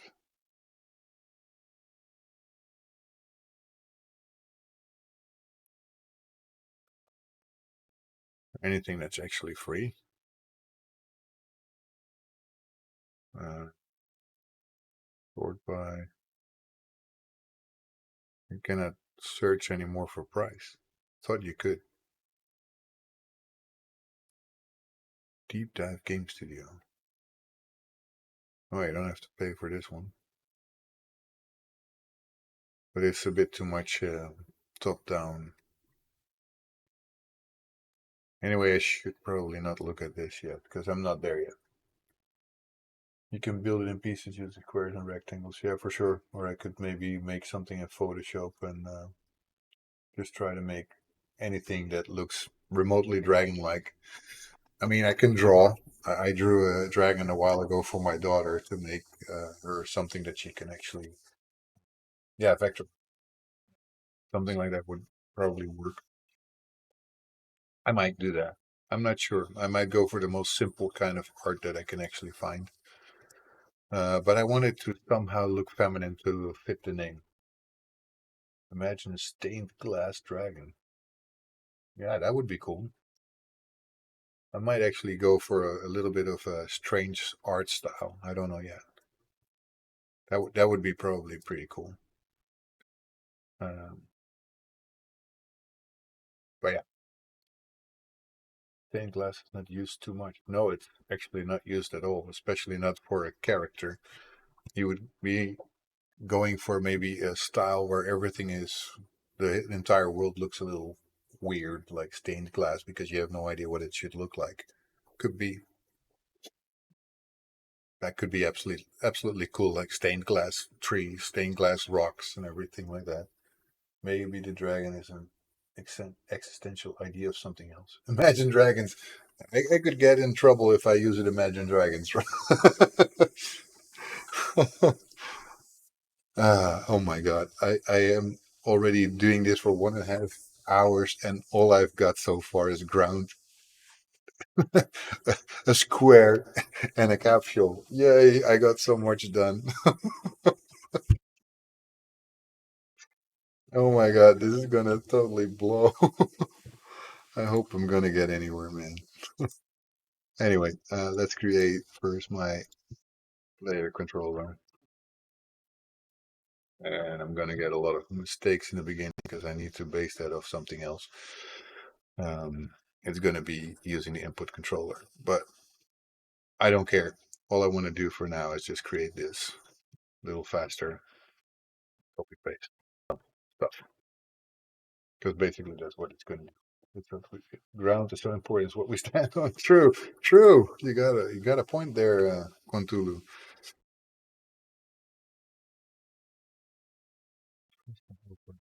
Yes, of course. Trust and opening. Ryder, go ahead. Recently, I got a 6 month license for using Ryder, so I was trying to actually use that. Kind of like the idea.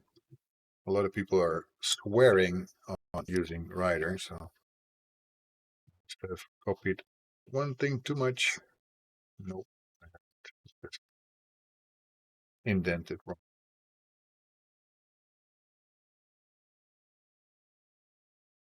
Cannot override anything you don't have yet, so that's very logical here.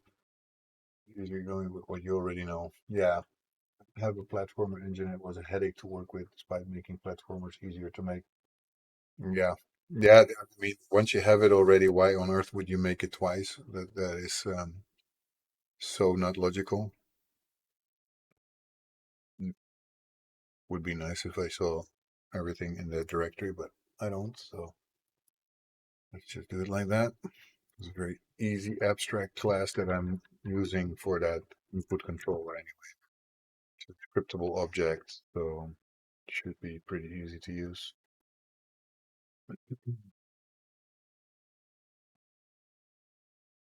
And I'm happy that you're able to use previously made code, as long as not everything is completely remade. And definitely not everything is, so that is okay. Doing everything like that, that's okay. So I have a red line here at the player controller. Where?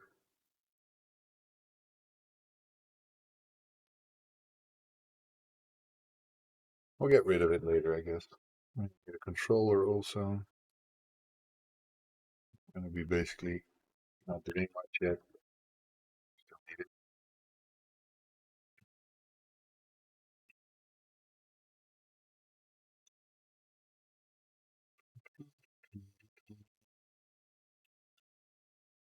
Only mono behavior I have.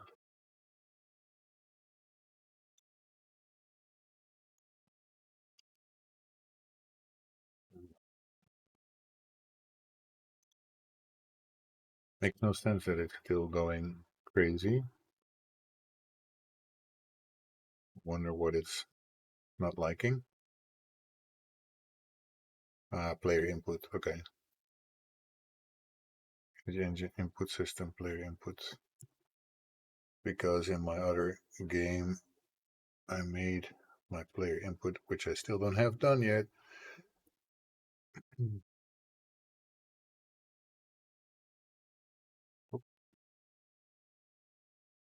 Carryovers, they don't go to the current project, they're just carryovers that didn't get gutted out. Sometimes my scrolling doesn't really work in the chat. Makes sense to get a framework and build from there, so you're not square one every time.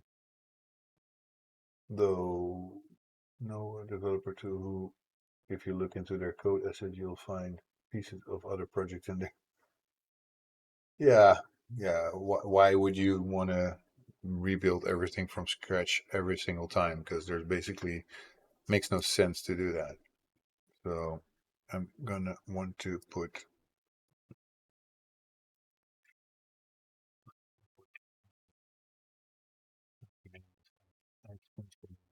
make something, create actions.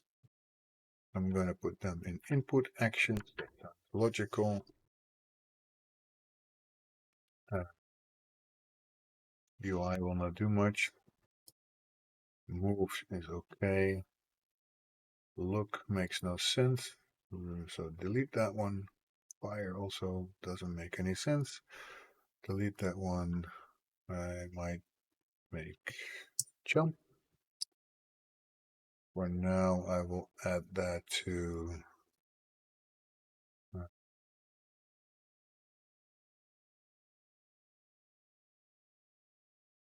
what the heck? Why? Keyboard. There's usually also a button that you can say which one. OBS is a multimedia nightmare. Lots of ways to cause yourself problems with it. Yeah, OBS is terrible sometimes, but also very useful at other times. You see there, that's the one. There's a button that I just can't see. That's a lot of crap there. Okay, so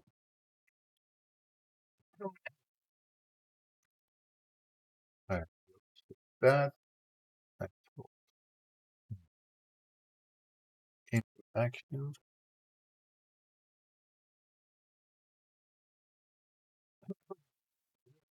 put that now. So that means that in my writer, this is not called player input. Wait, I forget again. Open input settings. Where was it? There was a way to script that, create scripts. Why do I not see it? Probably here then. No. Oh, here. Um, generate C# class. I always have to look for that. That's something you don't do every day, and then I always look for it. Where the heck is it?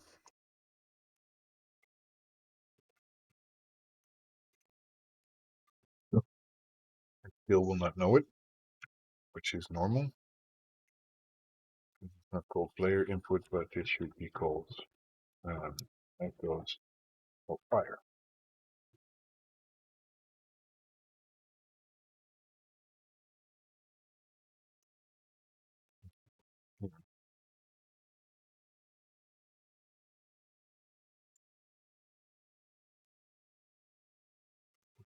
And use fire. No,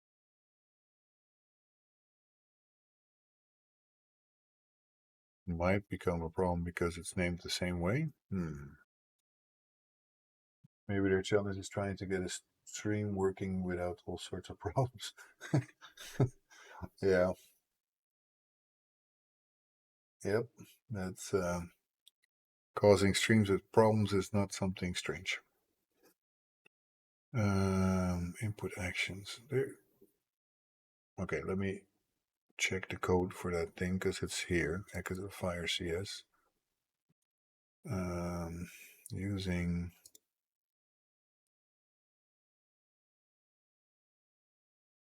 maybe I should not name it like that. Gonna be at Echoes of Fire.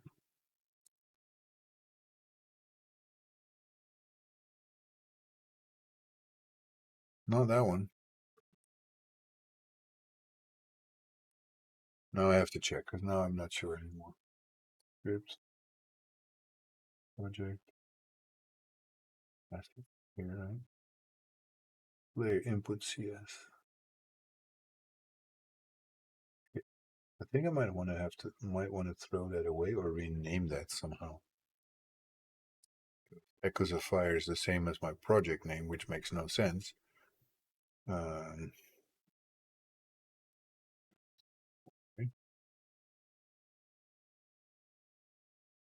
And I'm going to rename this one to be player input. Class is also called player input, which makes more sense because that is something that we Player inputs. Okay, there we go.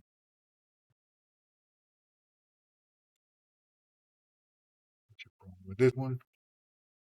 Overload for jump started. Yeah, but it's for later.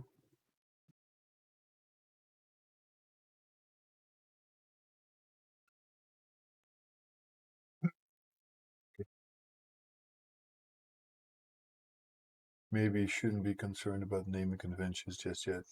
No, but if it's exactly the same name as my my namespace, then that's a bit of a problem. It's gonna just basically fall to pieces.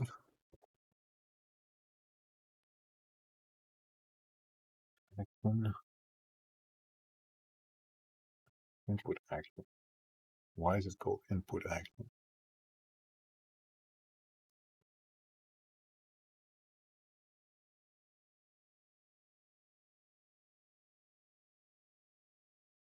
Enter. Okay, makes sense. It's good to not have misunderstandings. Typically, this involves researching. Yeah, this AI assistant I will not use, so I don't have an AI assistant. I need scriptable objects also.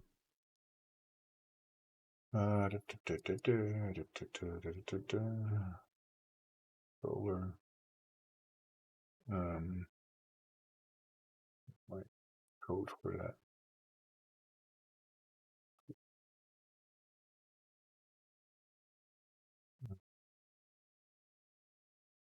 What was that?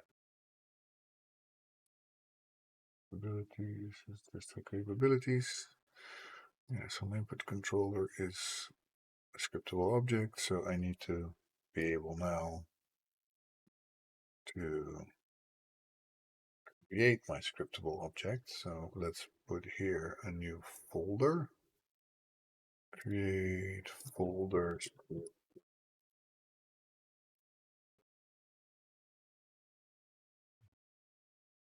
Create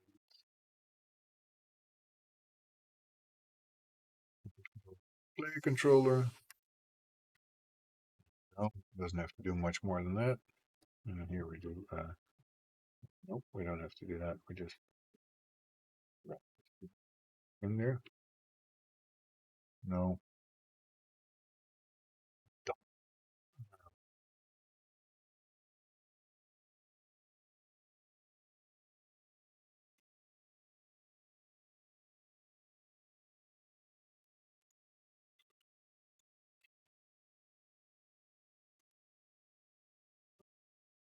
Okay.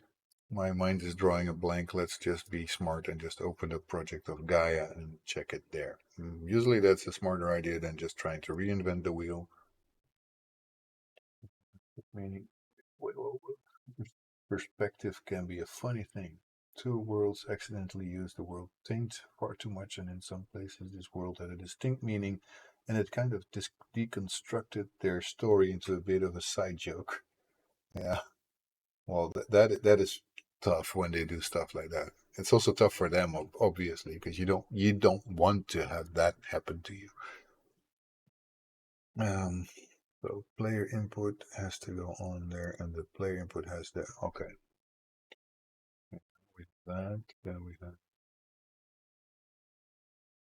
um, pick up. We don't need that yet. Or we could just move, jump, and animator. For this, we don't need anything like that. Here's the control. Obviously, the controller is the one. Totally missed that. How am I sometimes so dumb? Okay, there we go. And this controller has to be the player controller. There we go. And then we will get later some capabilities like moving and jumping. So in this folder, I will make now capabilities. start with moving.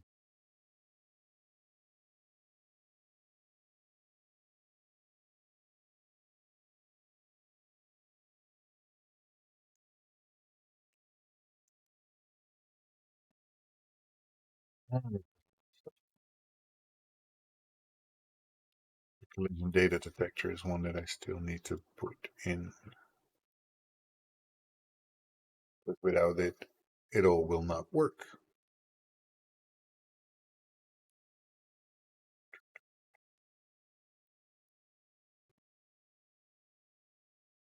Audio manager, I can leave out for now. Get guy animator will be something different. We'll get that later.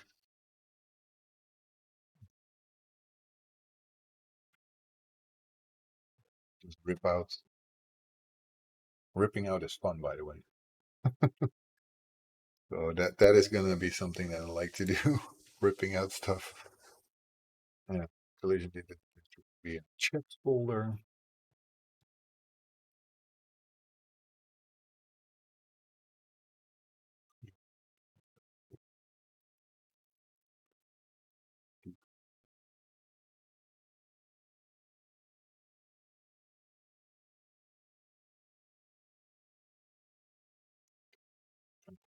That also will be able to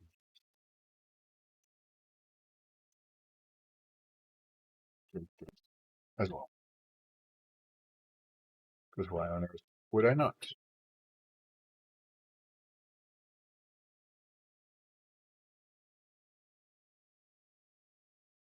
There we go. We can play around with friction a little bit. We didn't do that yet, but there's going to be friction on it later. Uh, some problems, which is this, for example, needs to go. I don't have a Gaia animator yet, so all this stuff out. We can put it in later if we need it. That should be what we need. Our character move. But we need the collision detector to know what is the physics material, and for that it needs a, what was it again? You need to have materials, but not normal materials, but physics materials. Create folder.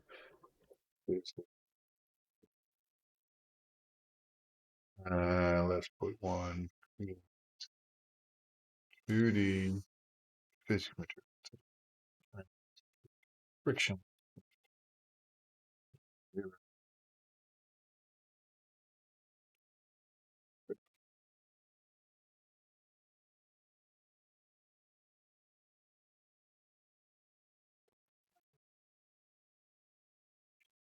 And that has to go onto the ground.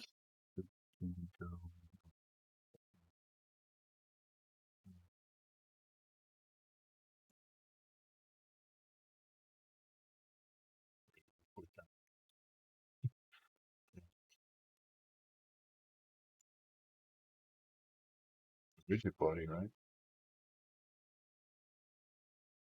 Ah, the box collider. Wouldn't have expected that. Damn. I totally overlook it sometimes. I don't know why that is. Must happen to everyone. I don't know. But I have that a lot. So Aravia has now a controller. She needs the move capability here. So let's find my script for that and put it on here as well. So we have the speed, we have the max acceleration, the steps. Those are not in there. So that's for audio.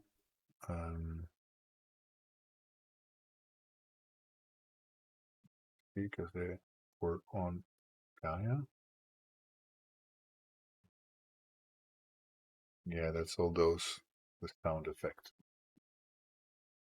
But I think I moved them out of here. So let me check for a second. There's nothing with the audio clips, right? Yeah, there is. Okay, we can take these out. There's any place we use that? Mm, no. Look like.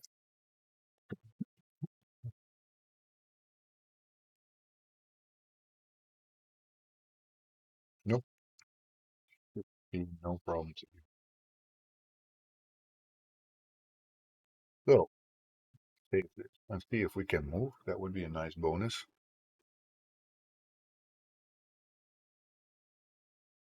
We do get an error though, but it works.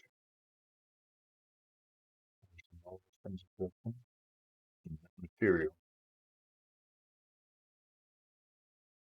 Shared material of a rigid body of the collision.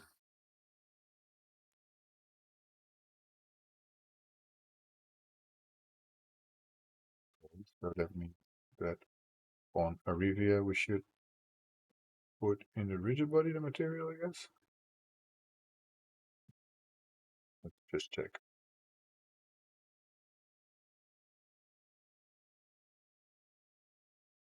We'll have the same error. Had that before as well. Don't know exactly how I solved it. Maybe it's also in the ground. Rigid body. So let me put a rigid body. Maybe that's fixing.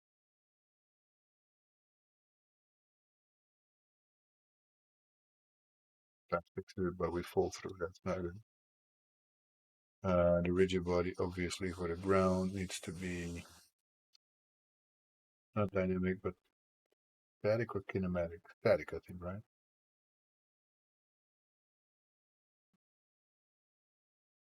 Static.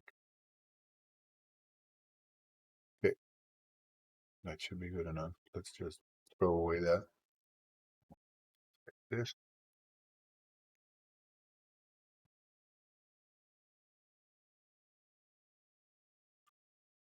There we go.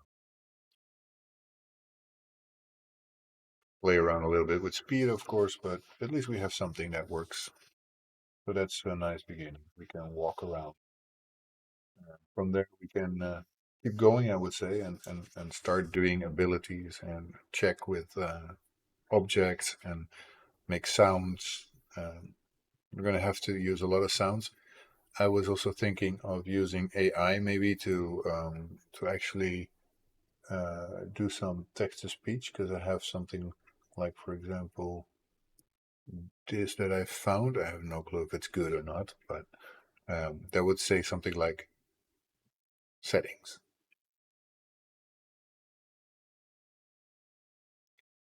Should be a bit faster than that. Settings. So that actually gives you something that sounds good. So, for example, if I would say something like yeah, yeah, around of an object he has never seen before.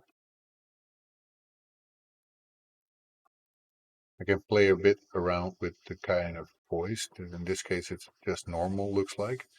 But you also have different voices. So, for example, I could go for here. No idea if it sounds good.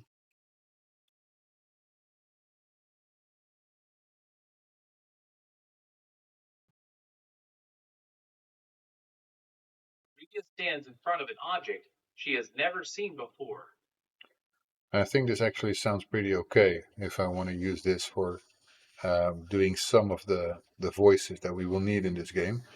So I think this is pretty usable. I don't know about you guys, but for me it sounds not too terrible. I don't think it's perfect, and I might have to speed this up a little bit. For example, this goes maybe to 1.4 to not have such a long, winding talk, just to see how it sounds. I have no clue. Rita stands in front of an object she has never seen before. That's a bit too fast. But anyway, you can play around with this a lot. So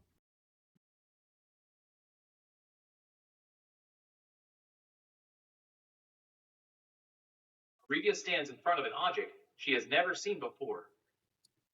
And yes, it still sounds very much generated, but I'm pretty happy with this one to create some free sounds that we can actually use to tell the story, to make it possible for somebody who's blind to understand the story. So with this, don't need to do that. With this, I can create some of the voices that will tell the story and help the blind player on their way. So I was thinking to use this for now, and also say that I get the audio from there, because I don't know if it's going to be a problem if I don't. And then um, my next steps would be to work on the story, to see what I need to create a first level, to create some of the mechanics, um, to see what we're going to run into, what we don't know about. Yeah, and then just work in baby steps to get a story going and actually get something playable and interesting out there. And then we have to work on settings and make sure that we actually get some menu that a blind person can use to turn on these settings. Yeah, probably by using escape if you get into it, or maybe the first thing you get into is the menu um, that you just go through, and whenever you go through, it says whatever menu option you have. So that is something I'm gonna have to look into, but it's gonna be some time. But I at least like this website for doing stuff like that. So I found this afternoon, and I think I'm going to be using it maybe also for Gaia, and I would be able to play around with different voices, making it a little bit more interesting than just having me do all the voices, which would probably be boring as hell because I only have this deep voice and I don't exactly sound like a woman or a girl or whatever. So yeah, I think this is going to be very useful. But as for this part, obviously she will have to be changed into something more interesting, and I will be able to do that one of these days. My wife is studying at the moment every evening as well, so I'm sure I can put in some time to create some nice objects that look a little nicer than just simple capsules. Anyway, for a blind person, it might not matter because they cannot see it anyway. But for you and me and anyone else who does see, um, it would be nice if the world looks a bit better than just nothing, basically. So I'm going to be playing around with that for sure. So considering the fact that we have just a few things so far, let's make from Arivia for now a prefab. So she's there. We can change her later, but she's already a prefab. We're going to have art. Whoop, what did I just do? I didn't want to move anything. That was not the intention. Um, by the way, if you never saw this way of setting up the project like I did, I don't know if you were there when I did it, but I have my own thing that I make. It creates an extra tool in tool menu in Unity with just the setup of create default folders. And I always start my project with an underscore project, and anything that is project related, I put in there. So the settings is not anything to do with the project, because it's basically what is standard for URP. So I don't touch that. Um, I might put the player input in there. I think that is a logical way to do it. I just haven't done that yet, and I don't have to per se do that because it's been generated in Unity and it's not something I make, but it could be. I'm contemplating that so far. Anyway, I have a tutorial video about that on my YouTube, and if you don't know my YouTube, just look it up on my info page. You should be able to find it. I have a tutorial on how to set up your default project structure, but also on how to change your script. So if you notice, then whenever I create a script, it doesn't have all the boilerplate extra additions like the start and the update, because I basically ripped it out. Um, and I also added some other stuff that I really do need. I don't use everything, but I want to rip out comments that I don't use, start and update that I don't always use either, and can easily put back in anyway. So makes no sense to keep stuff that I don't use. At least that is my feeling. my sentiment of this. Um, so yeah, so far we have movement, we have some well pulled apart construction that we can use easy in the project, and um, yeah, now we can think of more things to do. So I will not look into graphics just yet. I don't care about that, but I would like, for example, maybe to bump into an object that we don't know yet, and um, maybe see if we can do something about once we don't know it yet, that we get a dialogue spoken or whatever, saying that this is something new to us. We don't know what to do with that. Um, and I will just do that with a box, I guess.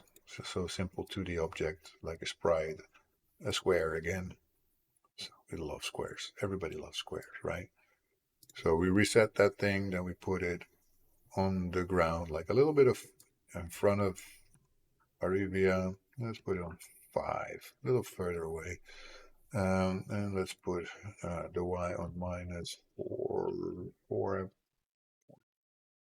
3 to 2, 2, 5. Yeah, 2, 5. It's exactly on the floor. Let's put there also a material. We can put some materials on that. I don't put any materials yet, so I want to do materials to have a little bit of color variation because I didn't put that yet. I like working with materials for that because then you can make some differences fast. Create, where are your material? Let's put layer material first. And that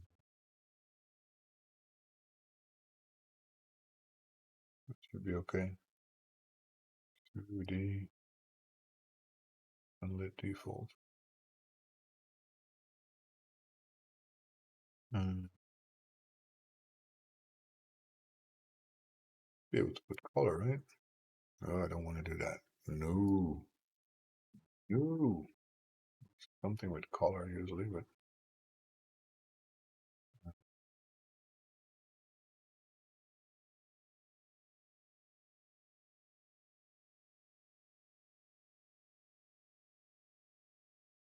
let's see. There should be colors also. Well, doesn't really matter. Let's put this on Arabia. The color, the material, where is it? Layer. Yeah, okay. So we change her color to red. Doesn't make any difference, the material. So maybe I did it wrong. What is this? Default particle. Guess I'm not so good with materials. Not yet, at least. Let's just go for the default material then.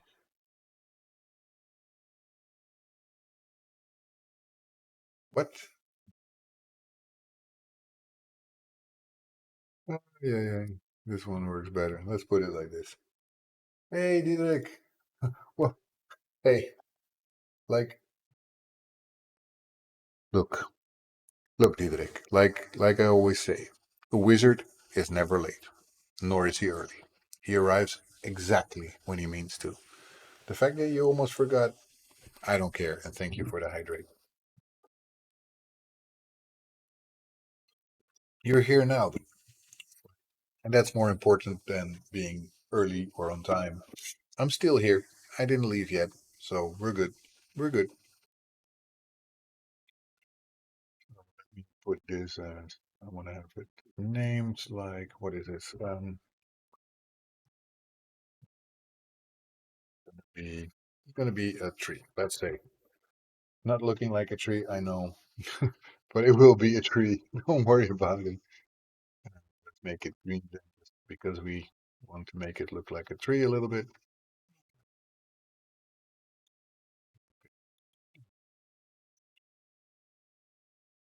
Debugging my web app, bro. That's also very important. So don't feel bad, Diederik. You cannot always be around. Even though I love for you to be around, you cannot always be there. and it's fine. It's absolutely fine. Box collider on this, and this box collider is a trigger collider. Or actually, no, it's not. Collider is actually going to collide with this until we know what to do with it, basically. Once we get into what this is, then we will, because of course, Arivia doesn't know yet what it is, so we can easily put this as a box collider that we don't know yet. And once it becomes known, it becomes a trigger, so we handle it differently. That is an actually pretty easy way, I guess, to fix this. So for that, I can add a script. Let's say uh, create C# script object controller. Doesn't really matter yet what I call it.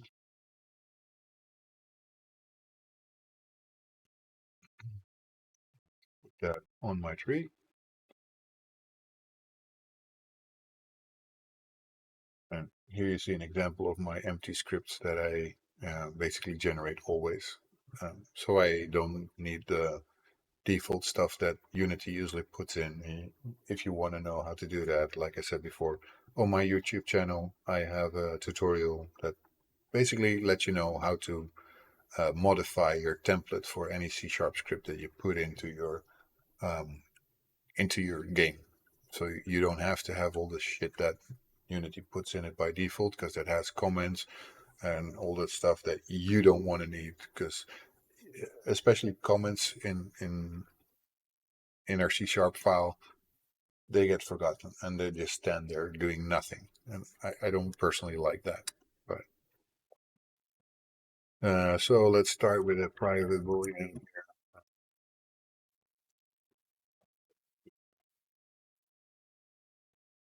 What we're going to be using, because we want to know if it's been identified. And I hate that writer uses private for it, because I don't need it. It's not necessary to have that. And for that, we're going to on collision, enter 2D there. Oh, we don't want to have a collision. For that, I also want to go back to Unity for a second, because Arivia needs to be tagged as a player. Know that. So we go not there, but here.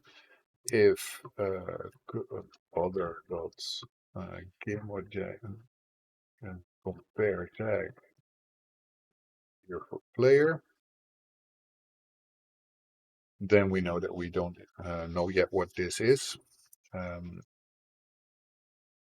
so we need to figure out still what it is. And I can probably just do something with an audio controller on this. I think I'm going to do that so we can um, play the audio that you don't know what this is. Um, put some quick audio that I can make here. I'm not going to do that. Which voice do I like? What does Andrew sound like? Oh, okay. That's going to be a bit of a limitation that I don't like. Should have downloaded that one before. Seems like the game progressed a lot. Well, as for a game jam game, it did progress reasonably much, but not enough, of course. Sound recorder. In this case, I'm going to have to probably do this myself. Uh, let's see what I can make of this. Microphone. Yeah, that's the one. Yeah, record this sentence basically.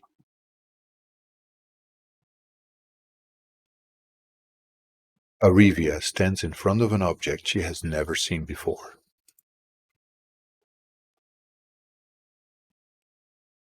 See how it sounds?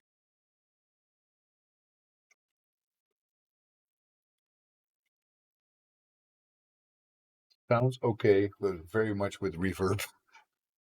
Let's uh let's see where it goes. I never use this too much, so um, show in folder. Where are you? There. Uh,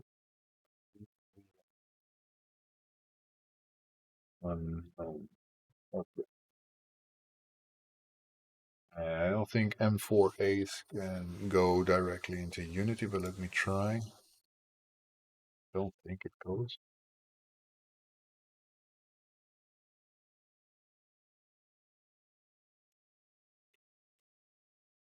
Use that. Doesn't know what to do with it. M4A to MP3, I guess. M4A to MP3. Or E to MP3. MP3 always works, so.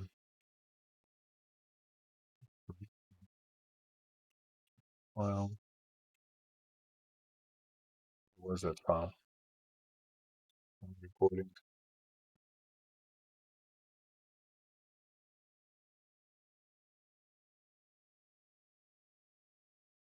There we go. Work.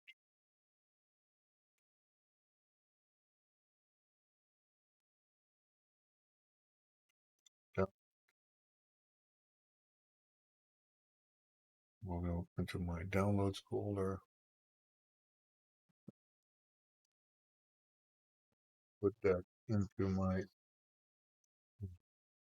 game folder.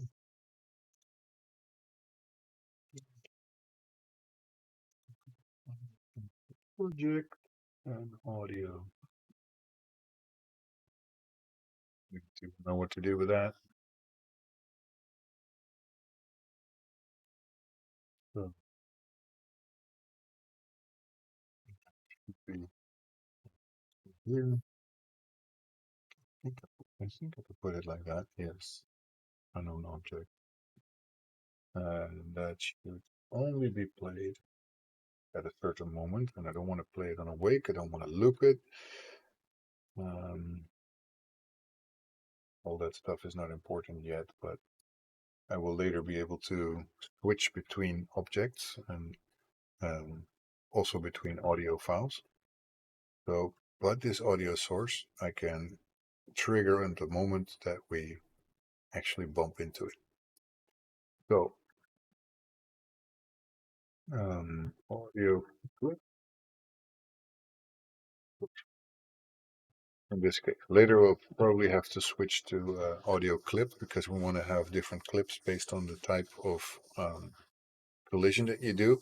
So once we know what this object is, instead of going for an audio on collision enter, we will go for an on trigger enter 2D. So then we have a different type of thing. So yeah, maybe I should already just sort this out like this. Uh, Unknown object.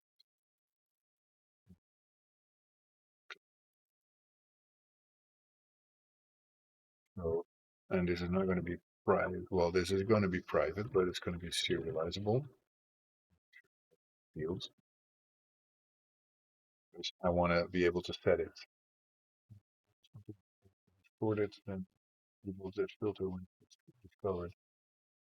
Yeah, that could be. What I was thinking is that as soon as we know, then we play another audio clip, or we don't play an audio clip at all. I don't know. Um, but we can trigger it or do something else with it. It is just something to play around with. It's not set in stone yet. But as soon as I have this, I want to be able to play it. Um, in Gaia, I did a lot of that stuff. So let me check what I did here with the audio clips. I don't want to reinvent the wheel again. Because there is this. Audio manager. I have an audio manager here. What I do. Okay, makes sense. Makes sense. I don't want to have to do everything different. Assets, projects. Where's my folder? No, audio manager. Where do you have it? Hmm? Audio manager, and I cannot find the audio manager. Where is it? Oh, that's an object. That's an object. I shouldn't have to do that. Just be play clip. 12.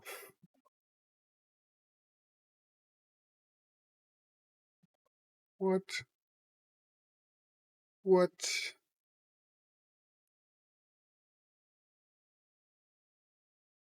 Where did my audio manager come from? That is a script, but I cannot find it.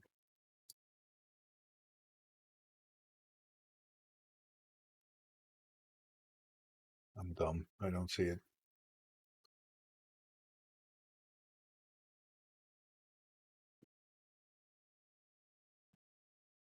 Just gonna open it because sometimes you just look for something and you cannot find it. It makes no sense to you. But I know that I made something like a manager for this. And it's in the game somewhere. Just a matter of finding out what I did with that. I think I just made it a script, but I don't see the script. So, uh, audio manager here that has a script. Where the heck is that script? Don't have to do that. Where is it located? Ah, okay. That's why I didn't find it. It should be in a separate script folder. And it isn't. Wow, I still make a lot of stupid mistakes even even in my good game basically that I should do more of. So it's there. I just need to create a folder here.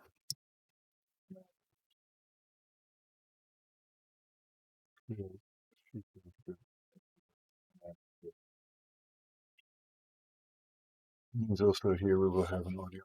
Okay, I have to go off the stream. Bye everyone. Also bye Dragon Spirit. Good luck working on the project for today. Thank you so much, and I really am thankful that you were here all the time. You were here super long, so thank you so much for being here with me again, as always. My most faithful viewer, I guess, in all the history of streaming. So thank you so much, Az, for being there again, as every single time. Very much appreciated, and have a great day. See you again soon. Just a script with audio source, and it doesn't have to do and audio audio source. I will also not be able to go too much longer anymore. Okay. Uh, but you were in the experience. No, not yet, not yet, not yet. Soon though.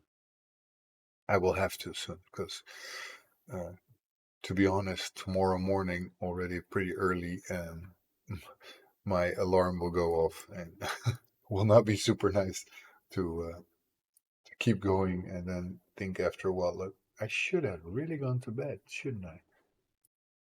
That is what it will be. You will feel like you should have slept, but I didn't. So let's put this in and it's, yep, easy as possible.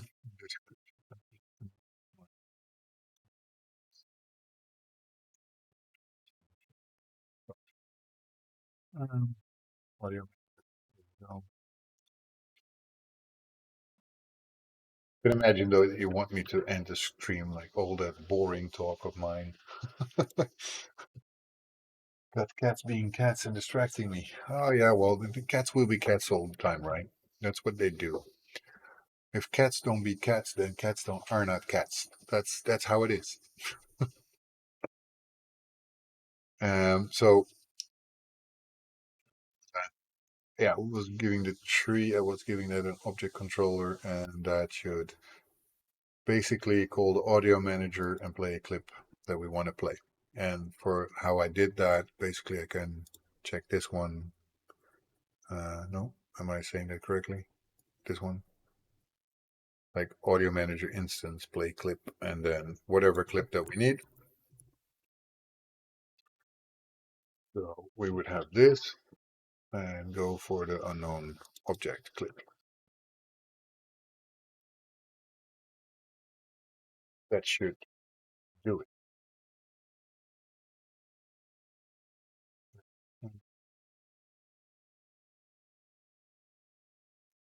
Can you have it create modular sound? Program it for you. Yes, I can. Maybe shift the pitch a bit. Yes, that's also the reason why I put an audio manager in the first place. Not that I already do it, but because this makes it easy for me to play whatever clip I have, and especially if you have footsteps or something, then you can have multiple ones, and you change the pitch, and it will not sound the same all the time. However, we are creating this game for people who are blind, and what they need is also consistency, right? So it's not like it should all the times be different. But what I now want to do at least is play the clip of getting to. My mind is going so many things at the same time. When I run into an object, I want to play the clip of this is an unknown object. So maybe a metronome. Yeah, metronome could also be. But let's first see if it actually works. What I had in mind.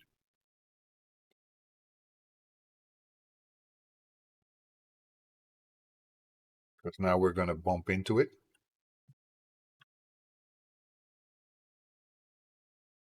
I hear nothing. And I know why, because I didn't set anything. And the material is also not set. But that is not even remotely what I uh, was thinking about, to be honest. But I guess that means it needs a rigid body.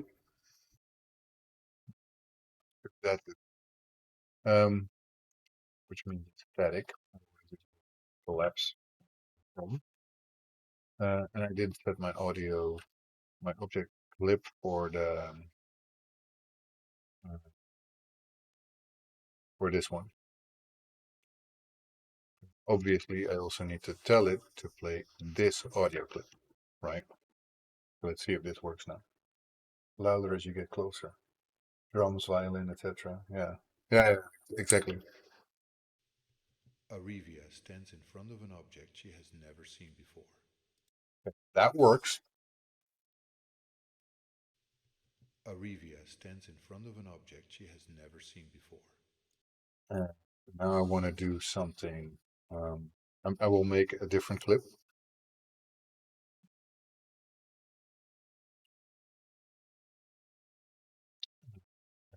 I will have to do a boolean that she knows what it is now. Doesn't matter that it doesn't really that it's not true that she doesn't know that yet, but it will be something that she knows, right?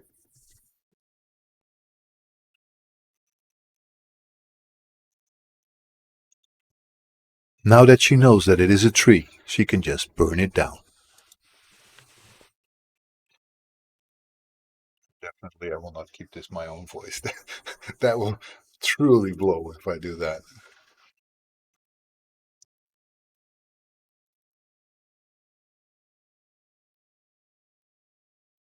And this also will definitely not play this kind of audio because I totally didn't, of course, make any assumptions of what this is. But file 3 convert to MP3.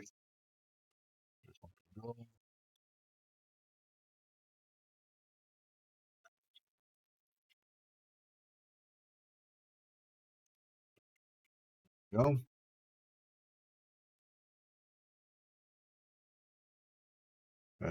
Up there we go. Go to downloads. It is a tree.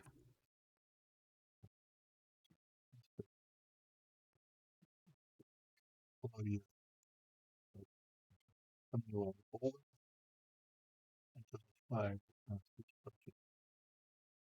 Audio. It's a tree. It is a tree.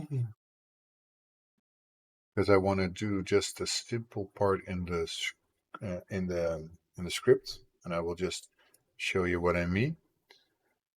That in my object controller, I will have two different functions.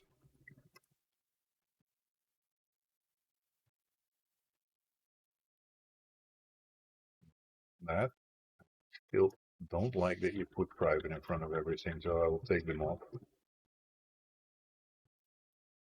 So here, I will say again, and I know the code looks a lot alike, but this is a little different because you can already go immediately to compare tag.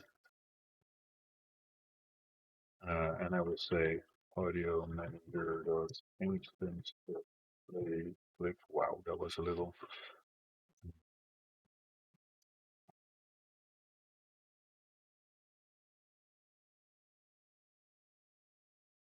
Audio clip. It is a tree private name.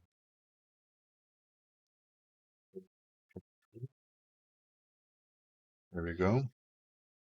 And now to simply put this to the test, if this does what I want it to do, we just change it from the trigger. Recorded vocal. First start with just knowing that, that actually I can get different audio clips and things works. And that already means that I got a part of my functionality working, and that will also become settings later. So not everybody will get that, but maybe just the text instead. So, that way we can have a little bit of difference. And so now change my box color to be trigger instead of being an actual collider. That means I can also walk through it. So bear with me. Obviously, I will not go through it like with fire. Now that she knows that it is a tree, she can just burn it down. Yeah. So basically what I can do, and that's what I wanted to prototype in code, is as soon as I know what it is, I can change it into a trigger. So I change my box collider. So I'd have to reference, of course, my box collider. So box collider 2D.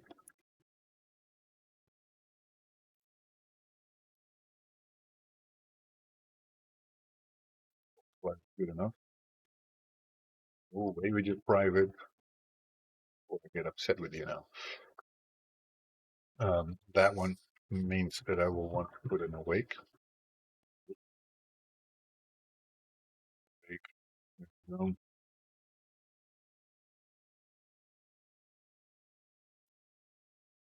So I can say here that my box collider,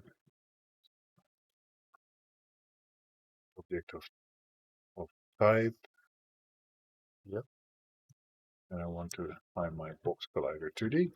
So that is my reference.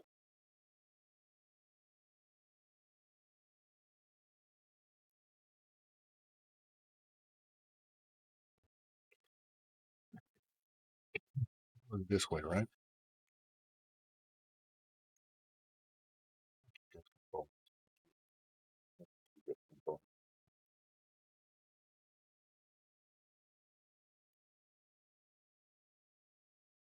oh yeah, yeah. Sometimes don't be so damn smart. You're not that smart.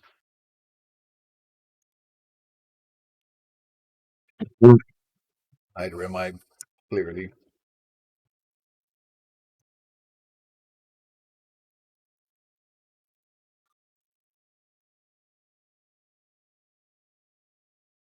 Somebody should start to kick me. But it's magical, so it doesn't burn. It just tells them what it is. Sort of echolocation, but using fireballs.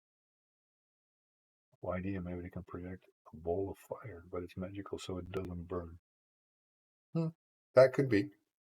Another idea, they could stomp their foot in frustration and cause a sound echo. You know, you're full of good ideas, Quantum. I'm not sure if I can all implement them, but you have a lot of great ideas. So, what I want to do in this case is that I say uh, it has been identified, it's true. Right? So now we know we just bumped into it. I'm a big kid. I don't ever grow up. That's the best way to go, though. That's the best way to go. Because if you don't grow up, then you have fun forever. Um, might even be able to go without this has been identified. But let me check. Yeah, I can go without it. I might not need that thing at all. What I want to do here is to tell that my box collider is trigger is true. So basically, just to test my mechanic, I want to go up to my unknown object, bump into it, hear that I don't know what it is. That changes for me. That is something that I actually do know. Because I then do know, um, it actually becomes the other audio clip after that. Oh, a nice icon in front. Twitch Recap 2023. No kids myself, just cats. But many times people thought I had kids due to how my mind works. Oh, people always think I'm a kid when they hear me talk because I think and talk and act like a kid in many ways, except for the fact that I actually know what I'm talking about, so that helps. So let's see if this works. Probably might give a little bit of a problem with my audio clip because obviously if I bump into it, Now it that she immediately knows that it is a tree, she can just burn it down. yeah, it's too fast. So I need to have something else that triggers it, or maybe I should have a waiting time or something like that. Obviously, I want it to be changed by something else. So you know what? I'm actually going to do that. So I would have to tell basically the unknown thing, and sometimes I don't need that. And then I do need the Boolean, but that can become public one because I want to be able to set it from another script. Oh, yeah.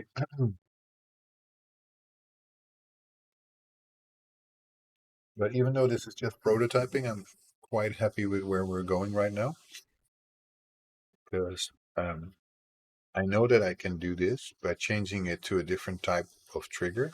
So collision or trigger depends on that. I can make it a different type of clip, and that helps a lot. It also means that if I don't use this, I can also do it. But then I change the audio manager instance play clip based on if I have identified the object. So if I make this public boolean has been identified, and I would um, set this has been identified from another place, that means that I can change my clip. So I don't even have to change it to a trigger that way. So that would be very practical. Um, and that is something I probably will do, but I also will have to make like puzzle elements. So for example, then we have, let's zoom out a little bit. We have that this is a tree, but we don't know that yet. But there's like a box over here or something else over here that actually will tell me that this thing is a tree. And another box over there that tells me that an item over here is a rock. something like that. So it will the story will be told that she actually has no idea what objects are in the world, and she needs to know, needs to learn everything. So I need to somehow figure out how to make it work so that the look actually helps. So she can figure out that that belongs to this one. But yeah, that is that is something different. So let me see. We did come a long way, and before I forget all of this stuff, I will have to check this in.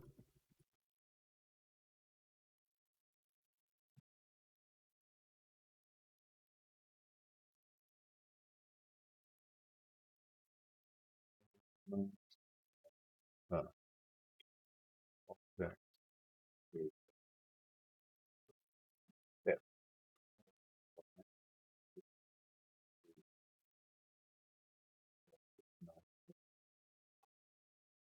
an object.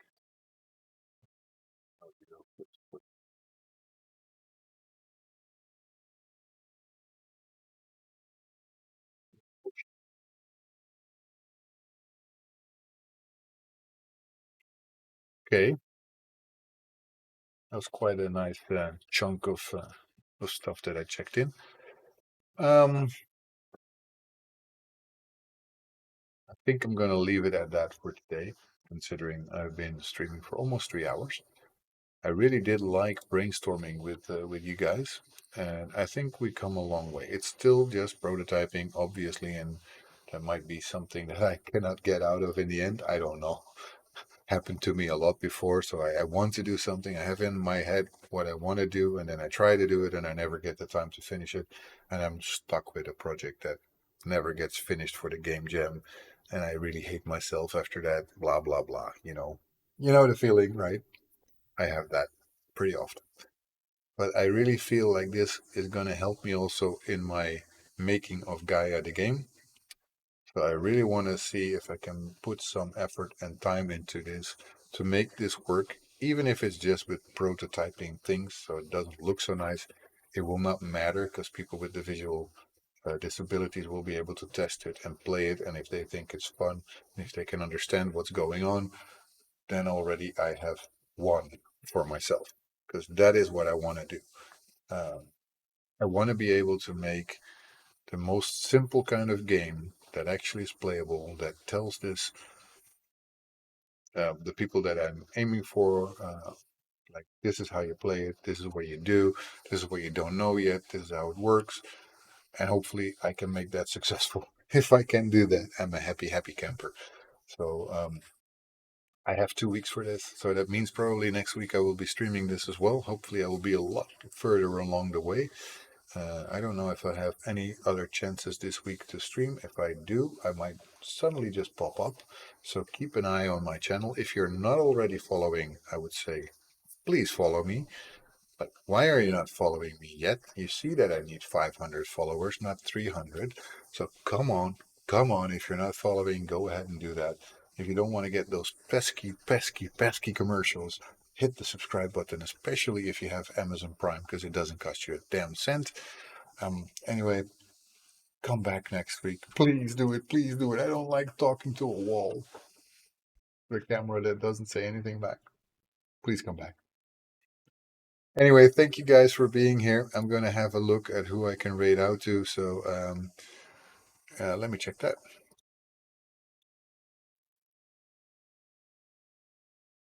Last time I was following you, you started running. What? That's not true. I never ran. I hate running. It cannot be true. Just hit the follow button, Devro. It's okay. I will not do anything if you didn't do that yet, but I think you already follow me.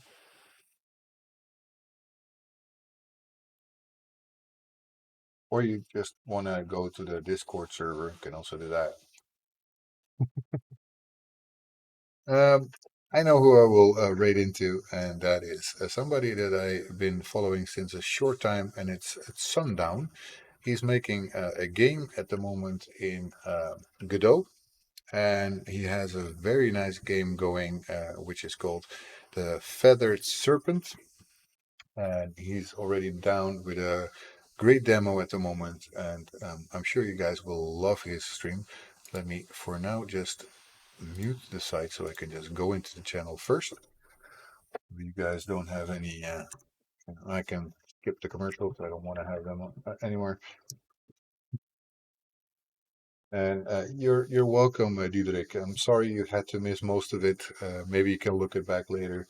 I hope everyone else you enjoyed it. I think we had a lot of fun today, and I hope you guys will join me again next week and any other time that I stream. I always am so thankful for you guys that you're here. So thank you again, and see you guys next time.